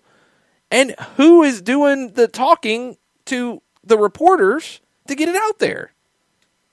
Absolute total bonkers. Yeah. Were Crockett and Tubbs involved? I have my ideas on this. I think it would have to be the Great McCarthy and not Crockett and Tubbs. I think it was Will Smith from the Miami video. It was Rebecca Vardy. It could have been. I don't get it. I don't know how this gets so sideways. I think there's only one way that it gets this sideways, and it was meant to get this sideways. And I'll be the black helicopter. Oh, jeez. Hold on. Okay. Because because this has happened before, and I will provide a real world example of this happening. You'll never take me alive. So I just picture him like Tommy Lee Jones in The Fugitive singing, "I don't care. I don't care. I don't." Oh my gosh. So Bologna had in Serie A had a problem with someone in the locker room leaking information out to Italian media. And Sinisa Mihailovic, who is like a legendary hard man, just a tough guy, noted interista who claimed he hated on, only to manage them later on. And probably one of the moves that made me absolutely, completely infuriated. But you can't question the fact that the guy's a character and a half. And so I'm going off of acefootball.com here, and I saw this story circulated a couple of other places as well through more reputable sources. It said, when I find the leaker, things will get ugly. I only tried out a new formation to find out who the blank is talking to journalists, Mihailovic revealed. I did it on purpose because no one was expecting it, so now I'm investigating. I swear, if I find out who's speaking to the media, I'm sticking him to a wall. I'll make sure he doesn't play again. Yeah. So this is a tactic that has been done before, where if you have someone who's leaking information, you create a scenario that will rapidly shoot through a locker room, and then you find out who the leaker is. They pulled the Colleen Rooney? No. I think they did pull a Colleen Rooney. I think that they said, hey, look, we let go of Paul McDonough mutually, and, things are getting out. It's not good for the club. It's not good for you. Here's what's going to happen. So go in there and tell everybody you're fired. You're not fired, but as soon as it gets out to the media, we're going to know who did it. So there's been a request, Nick, for you to explain this as David Beckham would have explained the plan. Oh, of course. Okay, so here's what's going to happen. You're going to go and you're going to tell them you've been fired, and you haven't been fired at all. We like you very much, with me. My modelling shows when I wear my wife Posh Spice, we're going to. But you're not fired, and you go into the locker room and you tell the mates, you say, look, I've been sacked and I'm going to be let go, and we'll find them and we'll catch them, we'll put them against the wall, and Posh Spice will sing to them, which is torture enough for anyone, and then we'll have it all done. It'll be right sewed up, and that's what happened. And he went to the locker room as a good, dutiful soldier, did exactly what he said he was going to do, and it got right out like the Moss brothers thought it would, and I'm pretty sure they have a decent idea of who it was who was leaking now. That's amazing if that's the case. If we have this kind of subterfuge in MLS, we really have hit the big time. Awesome. I love it. Hey, it's not that hard to figure out. I mean, it's really not that hard to figure out. If you start putting enough ducks together, you can figure out very quickly how this got out. So yeah, if we're going full black helicopter, sure. I mean, that's definitely true. I would not be blown away that Diego Alonso would be let go after year one. That doesn't shock me. I was maybe just a little surprised that they would blow everything up so quickly with McDonough and then Alonso, if that's the case. They botched everything. How many artist renderings of stadiums did they have trotted out in the beginning? 11 billion. 11 billion. And the business stuff wasn't all on McDonough early on. That got dumped on him in February or March, sometime early this year. Right. No, but remember Beckham getting in front of, with that slick, ultra-tailored suit, and he had the scarf. He's like, we're going to have a wonderful Harborside, beautiful city. And what happened of it? Nothing. Well, we're going to have a stadium now here by the Marlins Stadium. Nothing. Well, we're going to kind of... Here's a spokesperson. Okay, so what Mr. Beckham was saying is to have it up in Fort we're going to have the Cotter Foundation in front of our jersey. Right. Was that a leak too? All this stuff. Look, they tried everything, and nothing has worked out for this club that they said they were going to do. Nothing. We're going to compete from year one. We're going to do this from year one. We're going to have this from year one. We're going to be downtown Miami from day one. Nothing. So if it was a matter of Alonso coming in and being sacked day one or year one, whatever, it wouldn't shock me because the club's a dumpster fire. Just because it looks pretty doesn't mean that it's not a dumpster fire. Oh, they have super awesome pink kits. Guess who else does? Palermo. Awesome. I can go on any website and buy a Palermo jersey, hot pink with black and metallic gold. It's wonderful. They didn't do enough pink. They needed more pink. No, they didn't do enough pink. So they even botched their kits. Their own fan base is saying this is what the kit should be. Bright pink. Jeez. I mean, it's there for you. You botched that. You botched your stadium. Well, we're only going to be in this stadium for a couple of years. Garbage, man. They signed Gonzalo Higuain. The Hamburglar. Third king of McDonald's stock shot up through the roof since he signed up. Yay. They signed Blaise Matuidi. That got him a lot. He was wonderful as well. Blaise Matuidi, who I will stand by. Blaise Matuidi looked like a dude who was thinking, I'm going to come to MLS. Oh, God. This isn't the MLS that I was told about. Uh-huh. Yeah. Because he came with that Juve squad at the All-Star game, and he said, hold up. this isn't one team. This is like a collection of all their greatest players. Yep. Oh, I'm coming to this league. Oh, yeah. And then what he didn't realize was this league will run you if you're not ready. And the Hamburglar figured it out. Matuidi figured it out. And there's a laundry list of other players who have figured it out. This league will run you if you're not ready. Zlatan thought he could single-handedly carry the LA Galaxy to MLS Cup. Oh, but he conquered MLS, Nick. Yeah, well, this league showed him that's not the case, and I am pleased as blanking punch that he went back to AC Milan. But this league will run you, and it seems like everybody with the Miami organization is just now figuring that out after year one. And Nashville walked in and said, hey, look, guys, we're going to do things a little differently. It's not going to be quite as pronounced as like what Miami's doing and, all these other clubs and all that, like Atlanta United. We're just going to come in. We're going to construct a roster. We're going to be competitive. But we're going to be a different growth model than some of these other clubs. And what happened? They did really well. Were they the prettiest team to watch? Were they the most fan-friendly team to observe if you're not into, like, lack of a better term, pitchers' duels? No. But they won. They were competitive. They did stuff. Everyone clowned them. And then they did pretty darn well. So instead of trying to be glitz and glamour, maybe you should look up the road a bit and go, that Nashville model's not so terrible. That's what Austin's doing. Yeah, and some Matuidi and the Hamburglar brothers and get them all out. And look, what is it? Not Gonzalo, the other Higuain. Enrico got let go, right? Federico. Yeah, Federico got let go. They let Federico. He ended up on the thank you list. He did. So, what's Inter Miami doing? If you're an Orlando fan and you're watching this show, talk all the trash you want. You own Florida. Talk all the trash you want.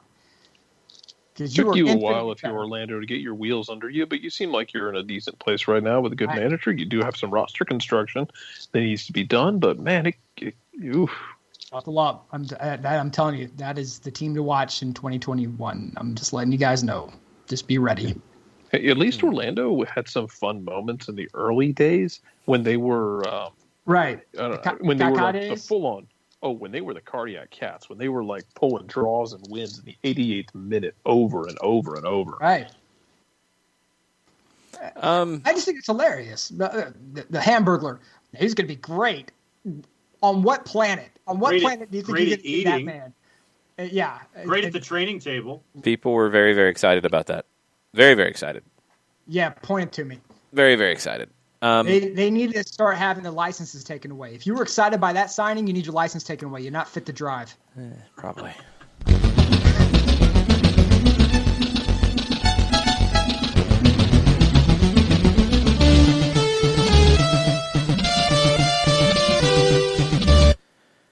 Mondays with Reddit. Who's that? So terrifying. That's Henry Kissinger talking about everything going on tonight. Why is Henry Kissinger still hanging out? It's past his bedtime. Man. Just because I'm 106 years old doesn't mean that I don't appreciate good programming. Jeez. Christian Vieri said some things. My sleep. Yeah, no. Christian Vieri said some things. He's a very outspoken man. Christian Vieri claims that Robert Lewandowski would not score as many goals as Romelu Lukaku does at Inter. If Lukaku would play for Bayern, he'd score as many goals as Lewandowski, but Leva would not score as much if he played for Inter. Nick, your thoughts? I'm trying to I have a love-hate relationship with Bobo Vieri. Whenever he wore the blue jersey for Italy, love that man. Whenever he wore the blue and black for Inter, I clowned him relentlessly. He was a very dangerous player, though. I want to know what kind of household chemicals he has been sniffing in quarantine, because that is the dumbest take I think I've ever heard come out of that man's mouth. And if he comes on the show, I'd say the same thing. That is the dumbest take I've ever heard in my life. I would disagree with I'm that. sorry. Yeah. Lewandowski is the guy who should have won had they had Ballon d'Or this year, he would have won it. Don't tell me about this stuff with Lukaku. Lukaku's a fine player, and he's doing very good things at Inter. That's not take the Milan hat off for a minute. Lukaku's doing great things for that club. But you are on let me know who your dealer is if you agree with this, because you are on the finest product known to man. There's no way in the world there's any remote truth in that. I said what I said. I agree. I think that's a little crazy. Let me get your thoughts, Jarrett. You first on this one. Patrice Evra to Sky Sports. Thierry Henry, one day he invited me to his house to watch Arsenal. He turned on the TV. The first image he saw on the screen was Xhaka leading Arsenal. Thierry Henry turned off the TV. He said, I can't watch my team and Xhaka being the captain. Oh, my God. So the first thing I thought here, the greatest Twitter account is the Simpsons SPFL account that just uses still shots and GIFs from The Simpsons to explain whatever is happening in Scotland. The second best account is someone took this and does it with Arsenal. Oh. And one of them is the scene from The Simpsons where they're all doing where they're all doing like the conga line through the living room, and you can just hear it as the subtitles read, "You don't win games with Xhaka." And that's all I can think about. Wow. It's pretty bad. Wow. It's pretty bad. Is Arteta going to survive?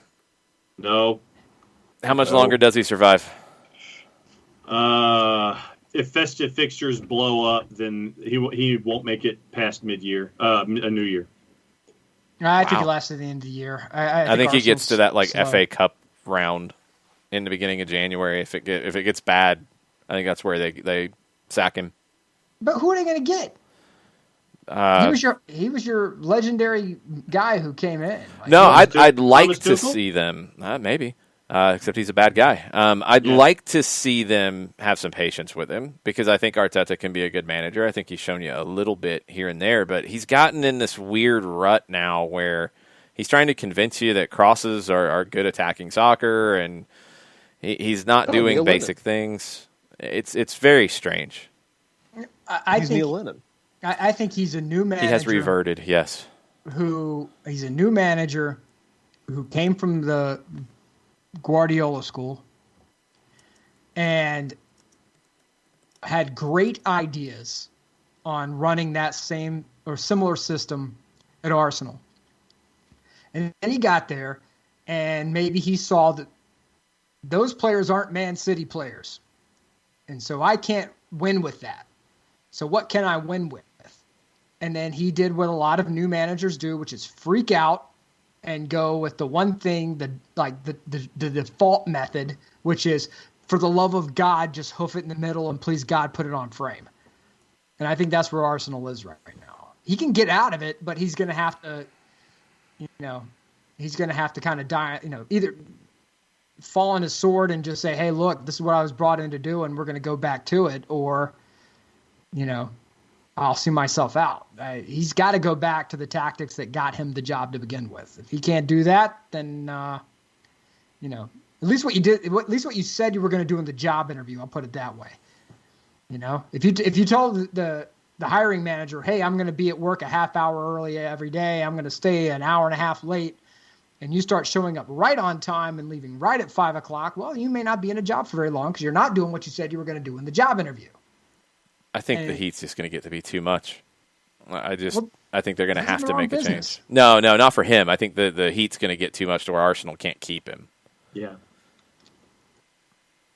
Again, who are you going to call? Yeah. That's the other question. Who are you going to bring in? They'll go safe. They'll go to one of the clowns that are out there. That they'll go to one of them. If they're going to go like a Big Sam, Sam type. Well, let's look at the table. Pardew? Well, hold on. Pardew's got a job now. He's actually got something to do. Let's look at the table real quick. Tony Pulis. They're in 15th. Uh-huh. They're 5 points ahead of a relegation spot. Yep.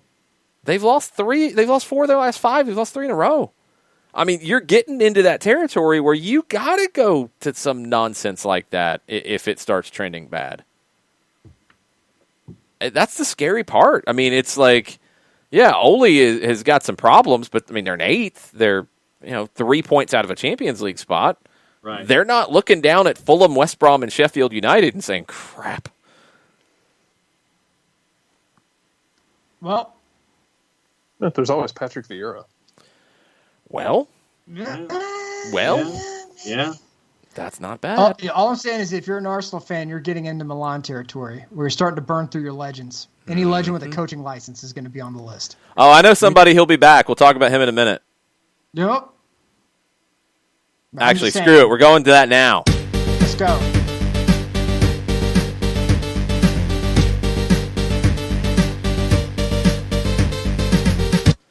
YouTube said, Black Helicopters, Beckham Voice, Free Space, Hamburglar, just need a Nicholas Bentner for the soccer over there. Bingo. Bam. Bingo. 442. Former Arsenal striker Nicholas Bentner has revealed that in one heated exchange with Arsene Wenger, he labeled him a W*****ER just so the manager would sell him. John, what do you think that means? He called him a walker? Maybe. I don't think that's a bad thing. I didn't know this was a starred out term in England. I didn't either. I guess it is. Is it a starred out term here? I didn't think so. No, I don't think so. The English have such a liberal use of their own language that it's hard for me to know what's supposed to be blurred out and what's not. It's weird. It's very, very weird. Australians even more so. So this is even weirder. He wanted to get sold, right? Bentner wants to go. He wants to leave Arsenal in the summer of 2013. Where do you think he wants to go? Crystal Palace! He's calling Arsene Wenger W*****ERs. He's calling him a Wilder. I want to go to Crystal Palace. Go to Palace. Palace. He should come to MLS. No, he's way past that. He's playing for like the old man's team at some like 3rd division team in Denmark. No, I know that, but I want to see him come to MLS just so I can see the look on his face when he gets here and goes, "Oh God!" So this is the MLS that I knew when I was That could be great here in Miami. We could have a great time with him down here. I figure he could be in you don't Cincinnati. need him in Miami. Oh, he can't go to Miami. The Nashville, hell or you Atlanta. say? That would be incredible. Bentner would tear Skyline Chili up in Cincinnati. That's even more frightening. Say? You put Nicholas Bentner in Miami right now, and you hand him a GoPro and a selfie stick, and it writes itself. Or Nashville. Send him to Nashville. Nicholas Bentner in Nashville. Nicholas Bentner on Music Row. Give him a big old cowboy hat and some boots. He'd be crashing every bridesmaids party in Nashville. He would probably end up with a set at the Ryman on a Saturday night when they don't have a game. No, it'd be at Tootsie's. He'd be doing Pet Shop Boys covers. He stumble into the Bluebird Cafe. He makes his way to Kid Rock's big ass truck in tow, whatever it is, trucker bar. Guaranteed day one. That's where he would be. The story continues. He had this great deal. He had this great deal to go to Crystal Palace of all places, and he wants to go. And Wenger phoned Bentner and said, "Sorry, you can't go." John, how'd that sound? Nicholas, I'm sorry to tell you, but you're not allowed to go to Crystal Palace. We have to keep you here as things are at the Emirates because you are key to warming the seats on our bench. And Bentner said, it felt like a massive blow to me as I'd been waiting all week to leave. I called Arsene a W****ER and an A** hole, so he would have to sell me, but it didn't work. Called him an Arsenal hole? Yes, something like that. It's spelled differently over there. There's 3 stars, not 2 in that one. So, yeah. He called Arsene Wenger starred out words because he wanted to go to Crystal frickin' Palace. He just wanted to see the cheerleaders. Probably. I forgot they have cheerleaders. That's true. Cheerleaders and an eagle, man. And Gunnersaurus over at Arsenal. He's going to every for life. He's going to every outlet that he can possibly find to tell stories from his book. Of course, and they just keep, which means that buying the book becomes counterproductive because he keeps telling all the stories. I don't need to buy it. There's no need to buy it anymore. That's why he needs to come to Miami. Oh, would he be playing for the old man's team? He's going to play for the Villages. There you go. That's where he needs to go. He can make an Open Cup run with the Villages. Good Lord. Nicholas Edger on an Open Cup run with the Villages. Until it gets pulled back by U.S. Soccer for blatant cheating. That would be amazing. That needs to be... Bentner to Austin. Bentner and McConaughey on the town. McConaughey just... Do you think they get along, though? I don't think Bentner and McConaughey... Because McConaughey seems pretty legit. He seems pretty wholesome compared to... All right. Could you imagine, Nicholas, you come here to Austin, we're going to have ourselves a good time. We're going to go get a City Limits. We're going to have us a concert. Oh, yeah. We're going to go get ourselves a City Limits? What? We're going to Austin City Limits. We're going to get ourselves a concert. Oh, yeah. We're going to get center stage here at City Limits. It's like number 3. I mean, like the Kissinger's better than the McConaughey by a lot. And the Wenger's the best one. But saying is, I think that McConaughey would end up punching Bentner in the face 2 hours into the I don't know if you're wrong. I think you might be accurate with that. Oh, that would have been epic. Do we know anyone at the Villages that we can reach out to and say, hey, look, we have this guy. You don't need to tell them that I'm involved. Okay. I wrote an expose that had maybe a little bit of a hand in them getting kicked out of the Open Cup. Yeah, they used an illegal player. I was given information. What? Yes. You got the Villages kicked out of the Open Cup? They used an illegal player. It was a player who played in the qualifiers in some other crazy Florida team and something. And it's on the match report. Jason, you narked? It's the Villages. It's the Villages. It was already out there. I just wrote the story. They're in their golf carts right now. They're recharging. It was 4 years ago. They can't find it. Mendelbaum. They don't care about the soccer team. Chugging their oval way up here. Man. Expose. Yeah. You got the Villages kicked out of the Open Cup. They need to follow the rules. This is the greatest show ever. They need to follow the rules.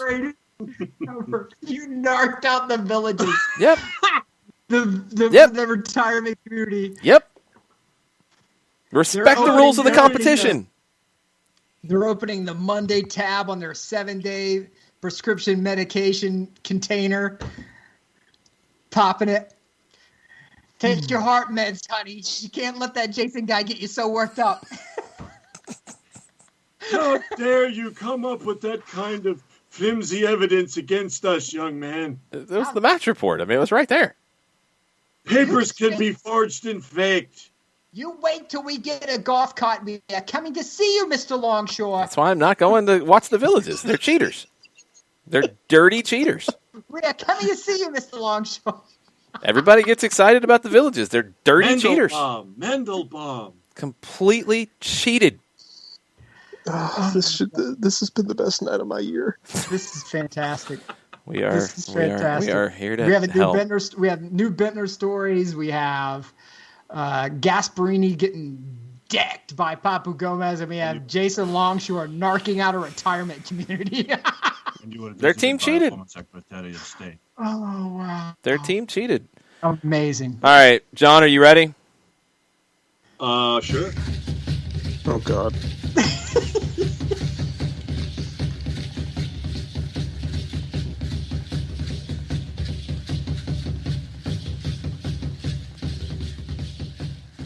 We'll help you out with this one because it is time for the CONCACAF. CONCACAF Champions League is back. The zombie CONCACAF Champions League. gets continued tomorrow. Right. We got games, and we don't know who's playing in said games. We don't know who's the goalkeeper in said games. This is going to be weird. The first game, Olympia and Montreal. Yo. 2-1 Olympia has the aggregate. Yep. That game was in Montreal. This game is not in Honduras. It is in Orlando. So this is the home leg for Olympia when you do the math. Can the Impact get it done, John Nelson? No? You're going to be super negative? What be super negative. What has Olympia been doing lately? Juice boxes have them at plus 140, and Montreal's at a plus 170. Well, they're not. That's not a lot of belief in Olympia. And do we know if there's any offense that's going to be present for the Impact du Montréal or Montreal FC or whatever the hell they're going to call themselves now?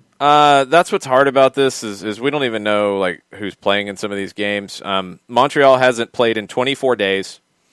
They have been on the road in a lot of that time that they were playing. They weren't really that good. They might be playing players who get drafted by Austin in the expansion draft. That could happen because that's earlier in the day. Yeah. No Bojan. Yeah. Olympia played 3 days ago. Olympia is currently, let's look back. What has Olympia been up to lately since we last checked in Honduras? 3-1 win over Marathon on the last match day of the Apertura season. 1-0 win over Real España. 2-0 win over Motagua in CONCACAF League. 5-0 win over Honduras Progreso. 1-0 win over Vida. 5-0 win over Real Sociedad of Honduras. 3-2 win over Platense. 6-0 win over Managua in the CONCACAF League. We're still going. Olympia 2-1 over Motagua in league play. 1-1 against UPNFM, 3-2 over Real de Minas. I'm trying to find a loss. Olympia 2-0 over Real Sociedad. We're in October now. Scoreless with Motagua, 3-1, scoreless, 1-1, 2-1 over Montreal. They have not lost since they started playing again. The last time Olympia lost a match, I'm still going, February 2nd, 2-1 to Motagua. Damn. So, I'll go with Olympia there. Yeah, I'm taking Olympia. I get a plus and a Olympia. I'm tanking Olympia. And the line moved to plus 170 while we were talking. For who? Montreal. I'm taking Olympia. Yep. I think we might have changed the odds because Olympia hasn't lost in like forever. They haven't lost since a pandemic started. Yeah. Okay. Tigres and NYC is the late game. We know Sean Johnson is not playing. We know Luis Barraza is the goalkeeper. We've not really seen him very much. Tigres is a pretty big favorite here, correct? Minus 143, and NYC is a plus 385. Tigres. Yeah, no Sean Johnson. Tigres has got a 1-0 lead coming in. This would have been the game in Mexico, right? That game was it in New York? I think it was at Red Bull Arena. I think it was. I think it was the game before we were at the Estadio Azteca. I think it was the early game that night. I think you're right. I just don't see any way New York City gets this done. Nope. They haven't played in 23 days. As Toodle Rockmont says, they were last seen losing to a field player in net on penalties. They've lost at least 4 players to COVID. They're flying in tomorrow morning. They're starting a backup goalkeeper. They've got a reserve goalkeeper from Orlando City hanging out because they need somebody to sit on the bench. Yeah, that'd be a no for me. Tigres haven't played in 15 days. They lost to Cruz Azul. They're still pretty good. Any chance of an upset? Nope. Going once? Going twice? Nope. No. Okay. Although, if they put a field player in net, maybe. Maybe so. That might work. All right, let's skip ahead. We'll go to the late game on Wednesday. LAFC, Cruz Azul. They did not play the first leg of that one. LAFC hasn't played in 22 days. They did not have Rossi Rodriguez due to COVID on a call-up. Cifuentes, Janela, they didn't have a lot of people. You think Bob Bradley's in a good mood since they got knocked out by Seattle with a whole bunch of guys in quarantine? I believe that'd be a hell no. You think he might be a little fired up for this? No. You don't like Bob Bradley, do you? No. No.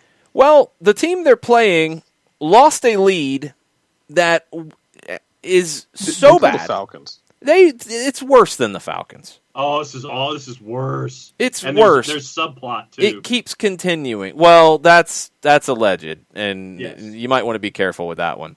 I will. Cruz Azul doesn't need a whole lot of help in blowing leads. No. It's a verb now. It's that bad. They have to bounce back from that to play angry LAFC with maybe Diego Rossi on his last games for LAFC. Maybe. Hold on. How long ago was that loss to the Sounders? 22 days. 22 days. I don't think they're angry anymore. You don't think they're angry anymore? If they'd played like a week ago, they would have been okay? I think if they played a week ago, it may be different. A week ago, maybe. Does Cruz Azul, are they able to bounce back after getting absolutely, utterly humiliated again? Well, here's your latest on Cruz Azul, courtesy of the Conca Cinco. Oh, boy. We might need to be careful with this. I might need to be ready to drop this because we might get in trouble. Go ahead. No, this is literally from CONCACAF. Preparations have required all clubs to follow strict health and safety protocols, which include an extensive COVID-19 testing regimen prior to travel. In Cruz Azul, several new positive cases of COVID-19 were confirmed last week, and this has led CONCACAF to establish additional requirements. These requirements prioritize the health and safety of all participants. They were created on the advice of independent medical experts who support the safe delivery of the Scotiabank CONCACAF Champions League in Orlando. As part of the pre-trip testing regime required by CONCACAF, Cruz Azul informed the Confederation early last week there were new positive cases at the club. This included 3 players and several staff members who were intending to travel to Orlando. The club has modified its delegation, selecting new players from its original roster of 35 and additional staff to replace those who tested positive. CONCACAF requested all members of this updated delegation conduct 2 rounds of COVID-19 testing prior to travel, at least 24 hours apart. The additional tests were carried out on December 11 and 12. In both rounds of tests, all members of the Cruz Azul delegation tested negative and have traveled to Orlando. So we don't know who they've got. Nope. That's fun. Is Carlos Vela going to come in on the heavy side like he did when he came back from injury? I believe so. Diego Rossi's been away from the COVID-infested Uruguayan national team for a while, as have Brian Rodriguez, so maybe they're okay now. But there's no drive there. There's no drive there. I don't know. Most destructive cookouts in national team history. Yeah, that was the worst asado ever. Just saying, I think a lot of the MLS clubs are going to be at a disadvantage. Well, yeah. I'm saying. But I mean, I don't think the Mexican clubs are in like a giant advantage either here. No, but I think there's a little bit of. It's Orlando. Just trick them into going to City Walk before the game. Cruz Azul would. They Cruz would. Azul. You're going Cruz Azul? Yes. Nick? Cruz Azul. Jarrett?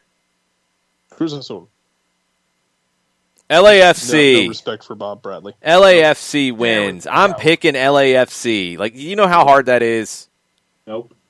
You do know how hard that is. Oh, I do know how hard it is. I'm just saying I can't. I'm picking LAFC. I think Cruz Azul's broken and they might be playing 15-year-olds. Because you mentioned that adjective, do you want me to report what FMF State of Mind put out there? Oh, boy. Yeah, go ahead. Okay, now once again, this is from FMF. This is from FMF State of Mind. I need a dump button ready. Now, this is from the FMF article, so I'm just going to take it directly. Okay. ESPN's Hector Huerta confirmed over the weekend in an interview with Sergio Dip that some of Cruz Azul's players received a phone call prior to Sunday's second leg match where they were asked to throw the game. Just who was on the other side of the line remains unclear. Quote, something happened versus Pumas. Some players received phone calls. Some players were tempted through their ear, referring to the phone call. I think there are many things yet to be investigated in Cruz Azul that are still unknown, end quote. Dip went on to question Huerta on exactly what type of temptations he referred to which Huerta responded, quote, all types of temptations, very dangerous ones, that once they're known will cause a great scandal. For now, the players know they have to lay their heads and conscience on a pillow, so every night they do. Ooh. The ones who did will know how many of them collaborated on this rowdy failure, on how they went on to lose 4-0 after having won 4-0, simply because some of them didn't like the head coach, end quote. Also from FMF, it's important to add that the ESPN analyst mentioned he was in the process of collecting evidence for these claims, as he isn't quite there yet, but he believes he will have enough of it at some point. End of section. We've got entirely too many troublemakers here. That's pretty freaking bold. Yes. Yeah, that's... To go out with that, I'm still getting evidence? Yeah. That's a make or break sort of thing, man. Yeah. That's. I'm not running with that story. No, that feels very like, hey man, this is either gonna make or break your career, so you better get right. Thank you, Gundy. And it appears also in the Liga MX Femenil final that went to penalties. It looks like Tigres won 3-2 in penalties over Rayadas, so they are the campeones de football for Liga MX Femenil, and the fireworks are going off right now. Oh, pretty nice. And we got one game left in CONCACAF. It is Wednesday at 8 o'clock. It is Club America traveling to Orlando to face Atlanta United in the home leg of this. Club America is up 3-0. Now, Las Águilas come into this after losing in the quarterfinal to Chivas. How long back? I think almost 3 weeks ago. Like it's been a while. Yeah. 18 days. Close. They were knocked out by Chivas. Atlanta hasn't played in 38 days. No Joseph, no Lennon, no Alec Can on the bench. Yeah. Yeah, that. I'm going to show you something that I've always kept. I'm going to zoom in here. This is the game sheet from leg one. I've kept this in the office. This is the lineup sheet from the Estadio Azteca. You might need to burn it after this series. It's just a reminder. Hang on to that. Yeah, it's a reminder of where we've been and a reminder where we are. I don't know if I want a reminder on Wednesday of this one. Look, anything you get out of it's a bonus. Any result you get out of this, I mean, you got to overturn 3. Could it happen? Yeah. Sure. I mean, yeah, it could. It absolutely could. It would be hilarious. It would be the funniest thing ever. Jurgen Damm, very positive. He said they could do it. Yep. I like to hear that. Yep. I really like to hear that. Gustavo said and I'm trying to scroll back to it because it was a while ago because things have gone off the rails multiple times since he said it.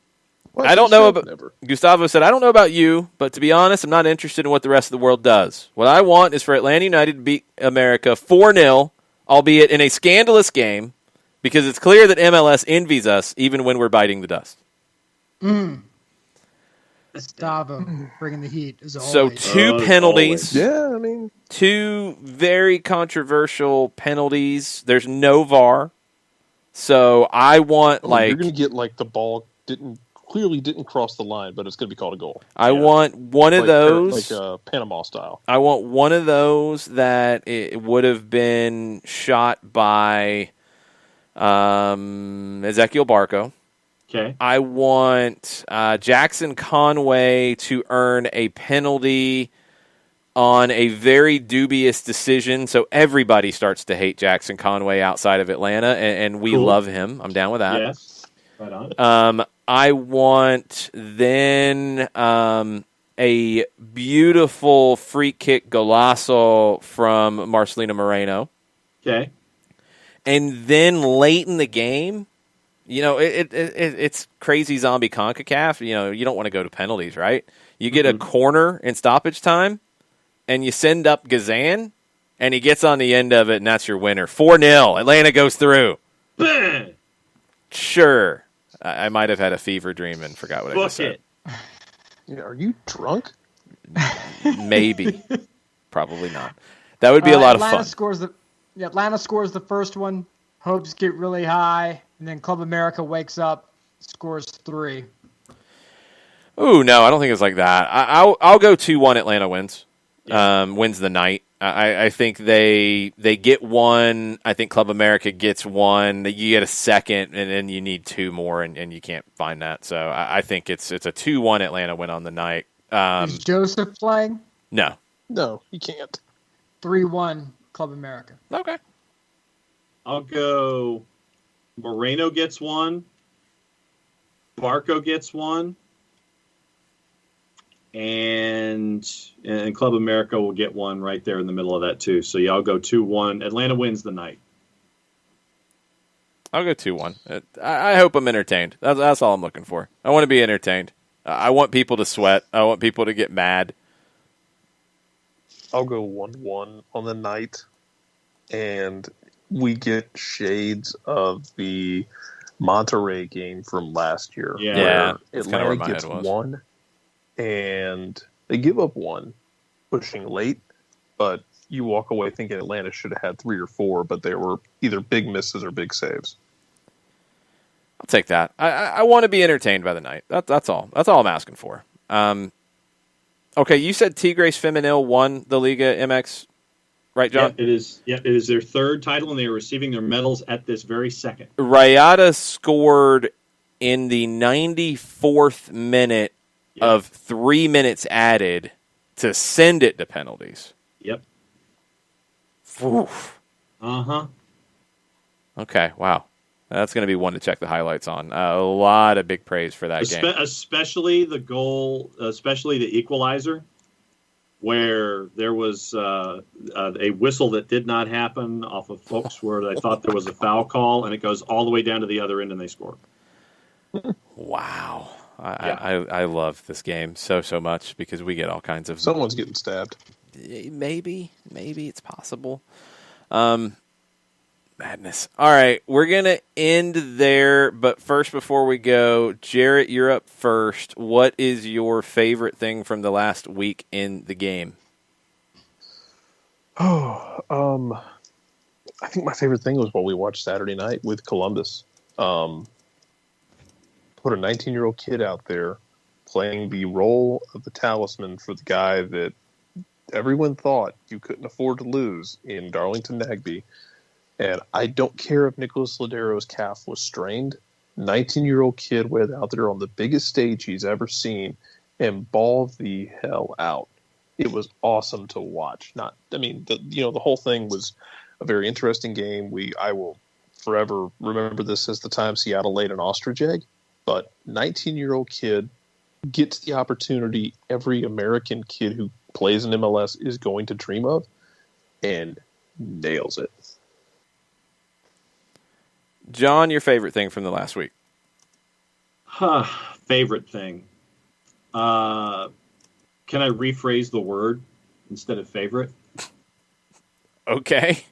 Well, it's because it was a moment, and I give PSG all the credit in the world for walking off the pitch with Başakşehir, showing absolute support, and having someone like Kylian Mbappe being the individual who is the one who steps forward for the opposition to sit there and say, hey, we support you, we'll go off with you. So Kylian Mbappe, with the moment that happened with Başakşehir and PSG, where they walked off as a group in Champions League.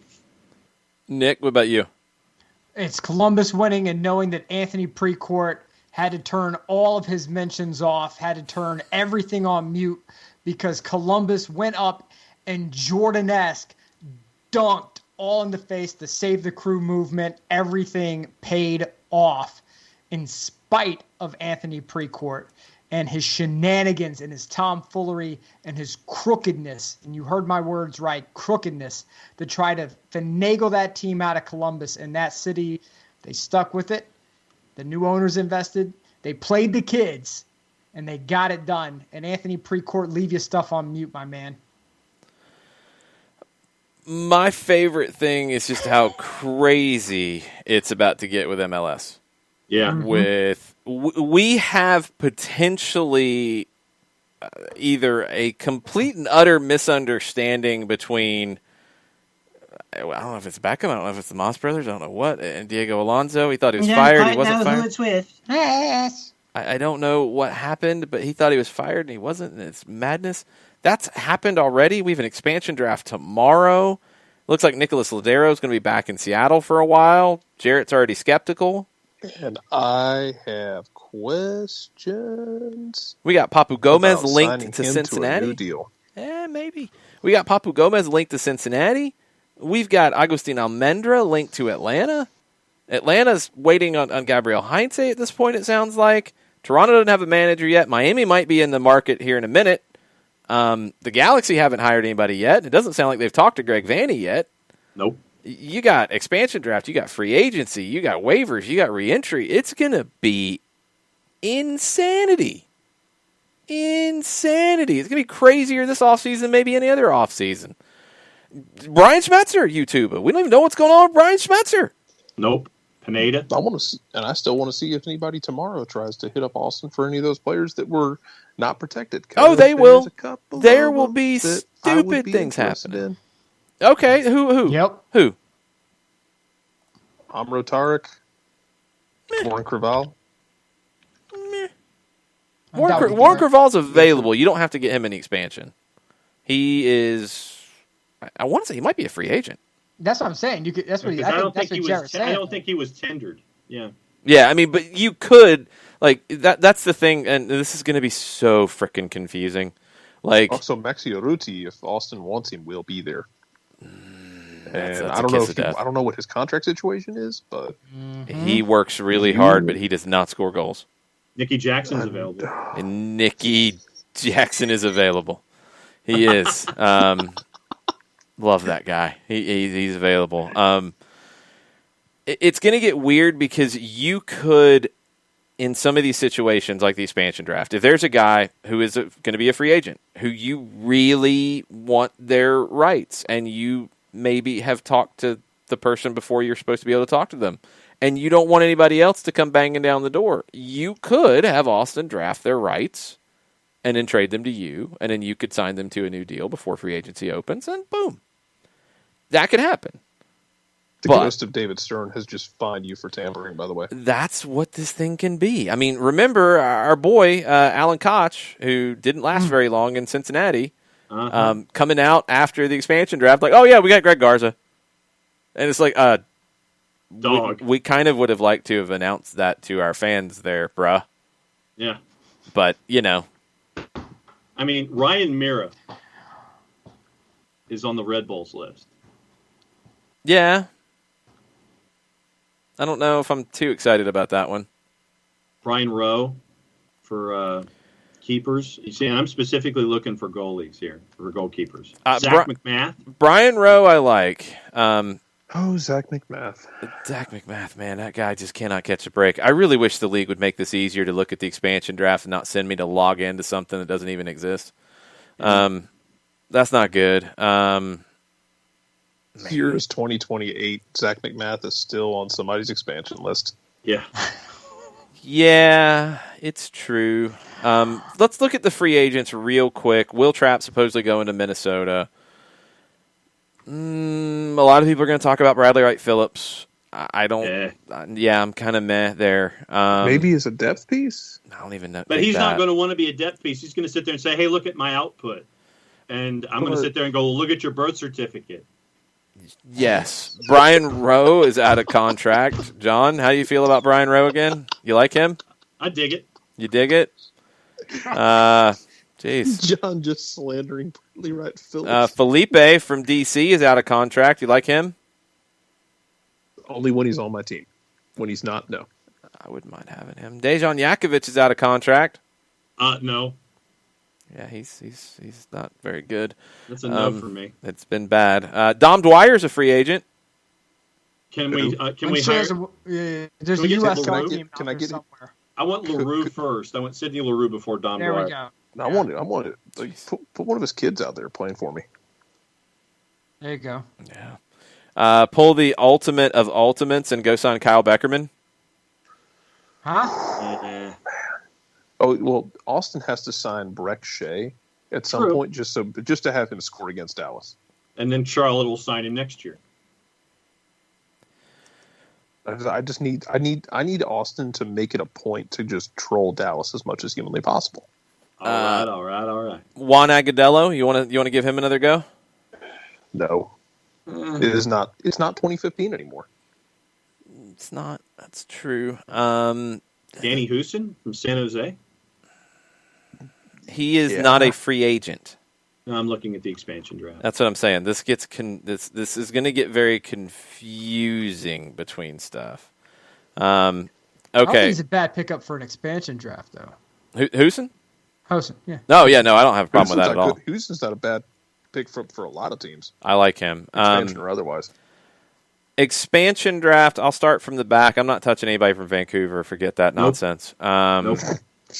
I would have no problem. Doesn't want to touch Vancouver. No, they don't. They're like, can we leave more people unprotected? Toronto, I would have no problem picking up Patrick Mullins. Very underrated, probably a good number on a contract. Backup forward.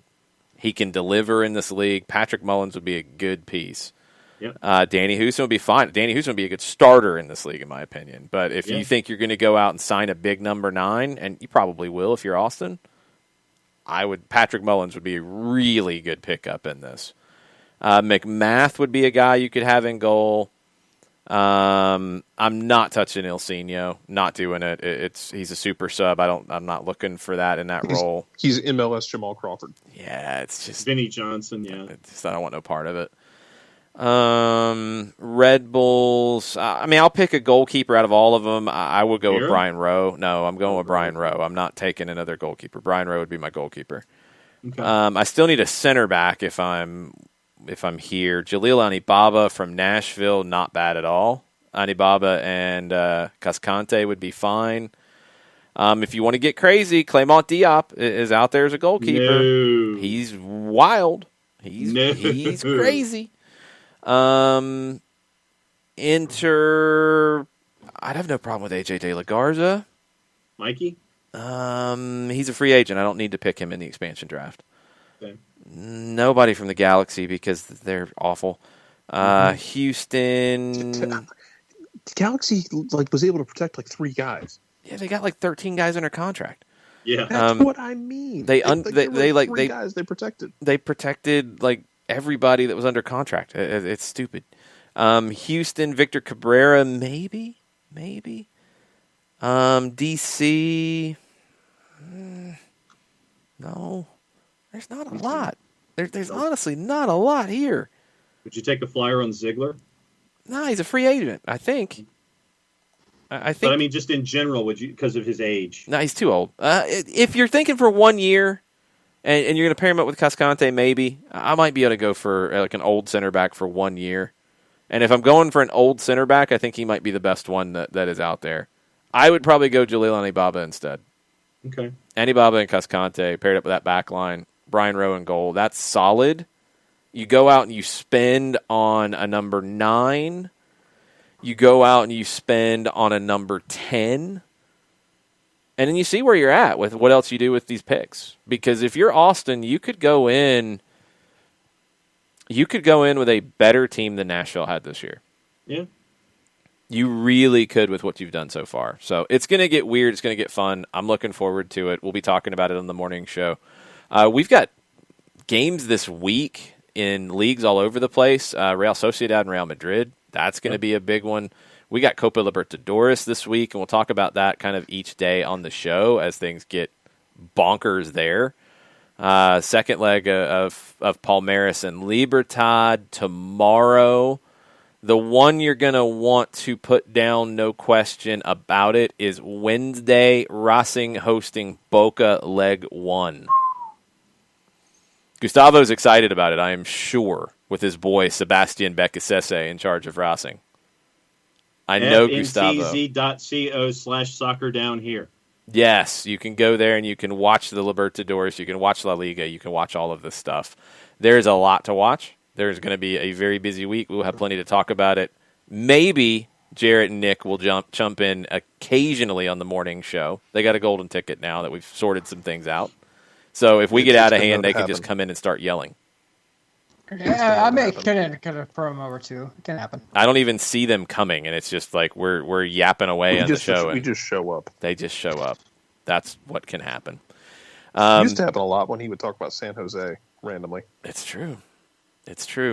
All right, we've went very long today. It's been a long day, but it's been a fun day. Thanks to everybody who played trivia and raised some money for the kids. That's why we're still here late. $600 for the kids is a pretty good night asking some trivia questions. So Thanks, y'all, for doing that. Thanks for listening. Thanks for spreading the word about what we do. And Nick, send us home. Until next time, everyone. Mucha, mucha. Euro, y'all. Wear your mask.